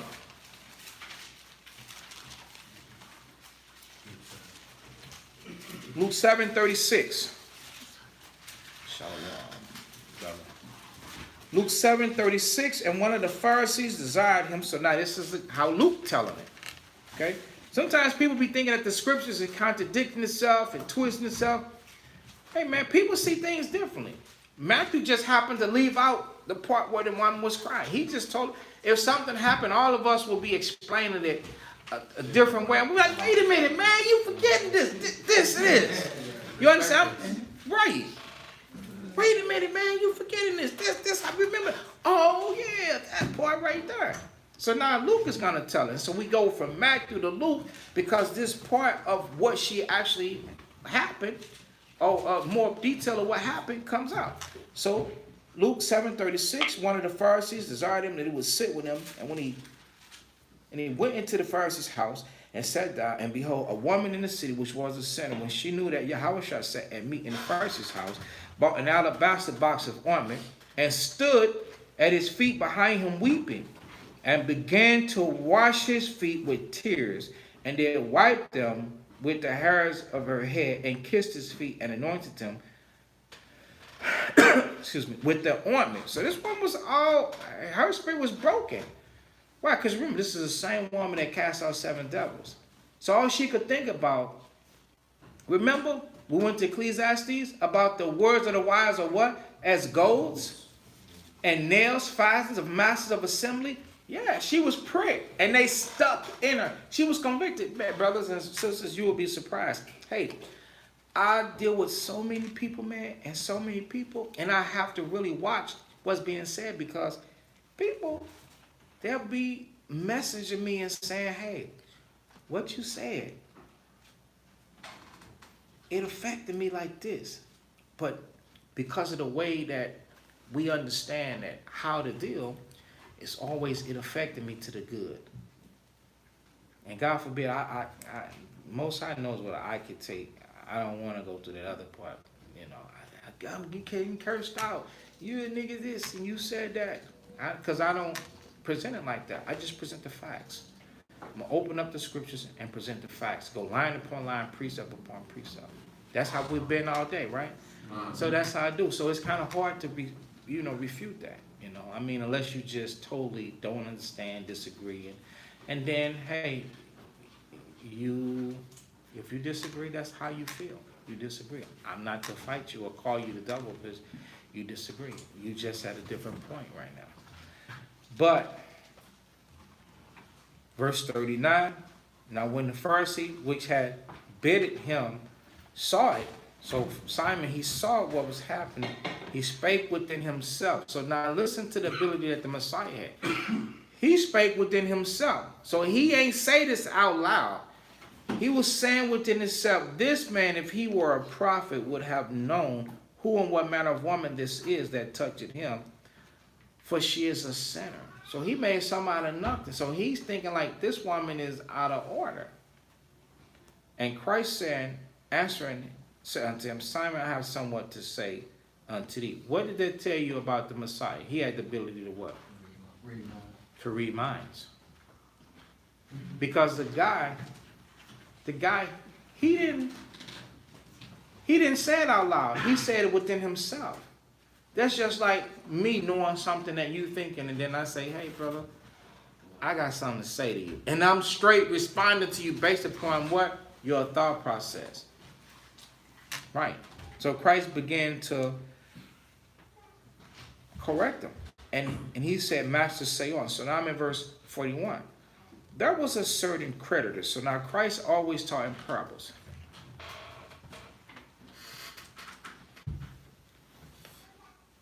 Now would have been time to have some of that good bread, huh, fella? Uzziah. Bro, I thought y'all was having some awesome. I'm like, oh, I'm gonna get some of that good unleavened bread. I'm just, Lord. I looked down the crackers like,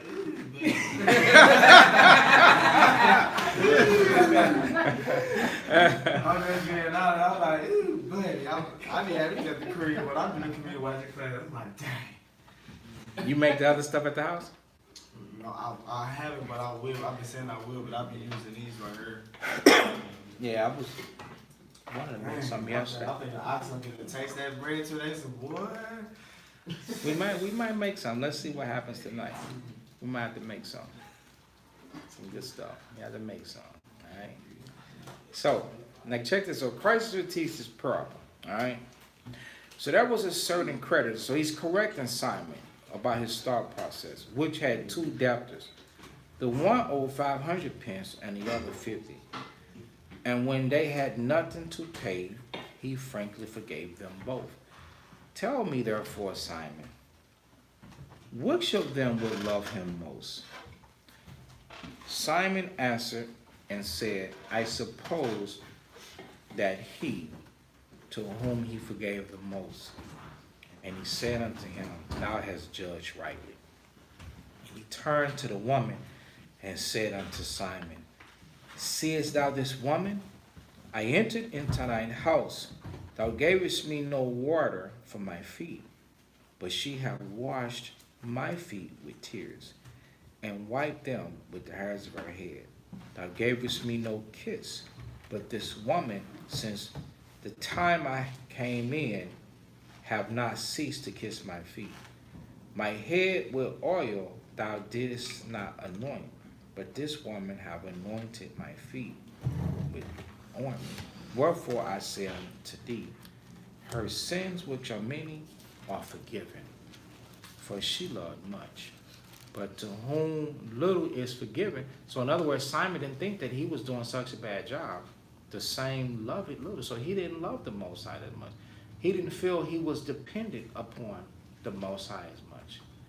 So, because he showed little reverence, little respect, he thought evil about the Lord. He said, if this man were a prophet, who said it about the Messiah? If this man were a prophet, he would know what type of woman is this. She a sinner. That's no way to think of the Lord. The Lord said, think of him with a good heart. Okay. So he said unto her, thy sins are forgiven. And they that sat at meat with him began to say within themselves, more people talking in their brain. This shows you the ability of the Most High in Christ, to know your thought process. We try to tell you that in Psalms 139. Thou knowest my thought afar off. You know what you're going to think tomorrow. Who is this that forgiveth sins? And he said, he said to the woman, thy faith hath saved thee. Go in peace. What was she saved from?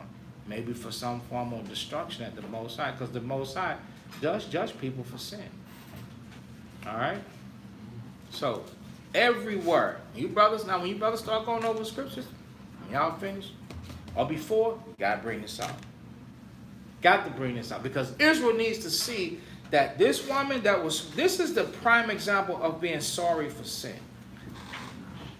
How many have you brothers ever broke your spirit? When I say broke your spirit, meaning it's not something that you can do, it's something that happens. When you think about how terrible of a gremlin you were, a person, your spirit is so remorseful that you weep. Right? You have? Let me see. You have? I have. Beautiful, beautiful. That means we understand this right here. We understand what that sister went through, right? And the thing that you wept about, you didn't go back and do it again, did you? Beautiful. You should not go back and do it again. What avail your cleansing? You see? So if you actually see something and you're sorry for that sin, you never go back to that sin again. Okay? So, all praises. We understand that. 1 Corinthians, now this is communion and that's it. We'll send up prayers, all right? 1 Corinthians chapter 11 and 23, this is the communion that the Messiah also said for us to do.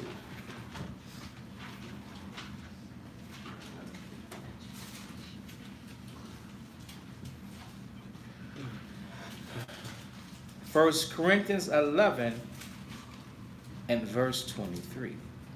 For I received of the Lord that which also I delivered unto you, that the Lord Yahushua, the same night in which he was betrayed, took bread.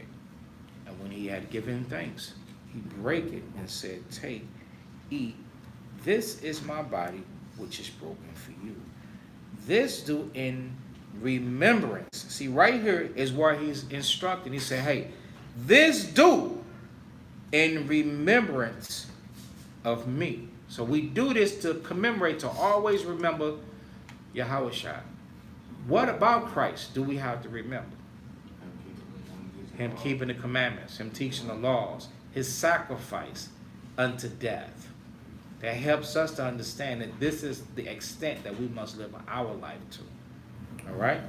After the same manner, also he took the cup when he had supped, saying, this cup is the New Testament in my blood. This do ye as oft as ye drink it in remembrance of me. As often as you eat this bread and drink this cup, ye do show the Lord's death till he come.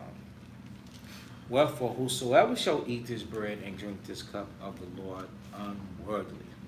Now, unworthily is what? Let's look that word up.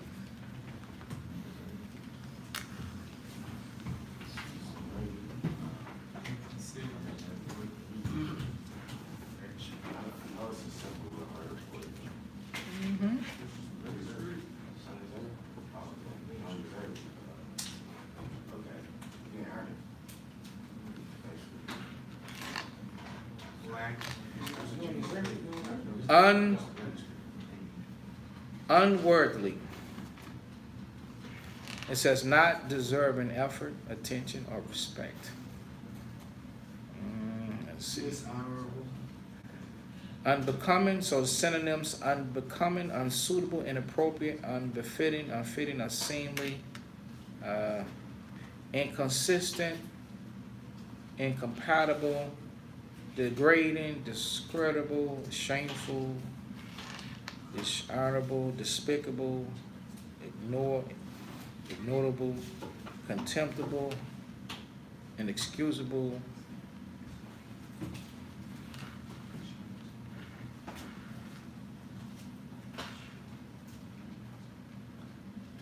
Let me see.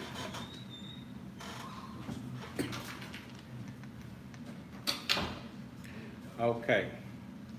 Lacking in, what is it? Unworthily. Lacking in excellence or value, poor, worthless, base, dishonorable. Not, what is that? Meritorious, undeserving, unworthy. Okay. So, he that eateth and drinketh unworthily. So let's put it like this, so we can understand. If your actions are not sincere,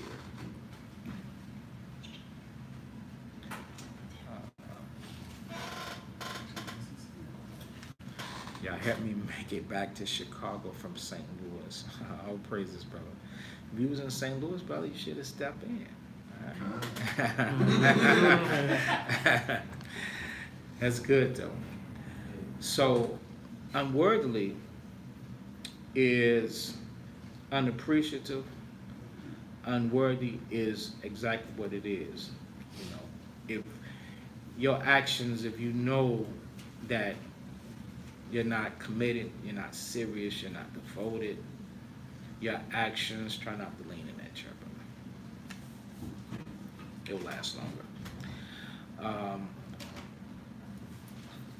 That's unworthy.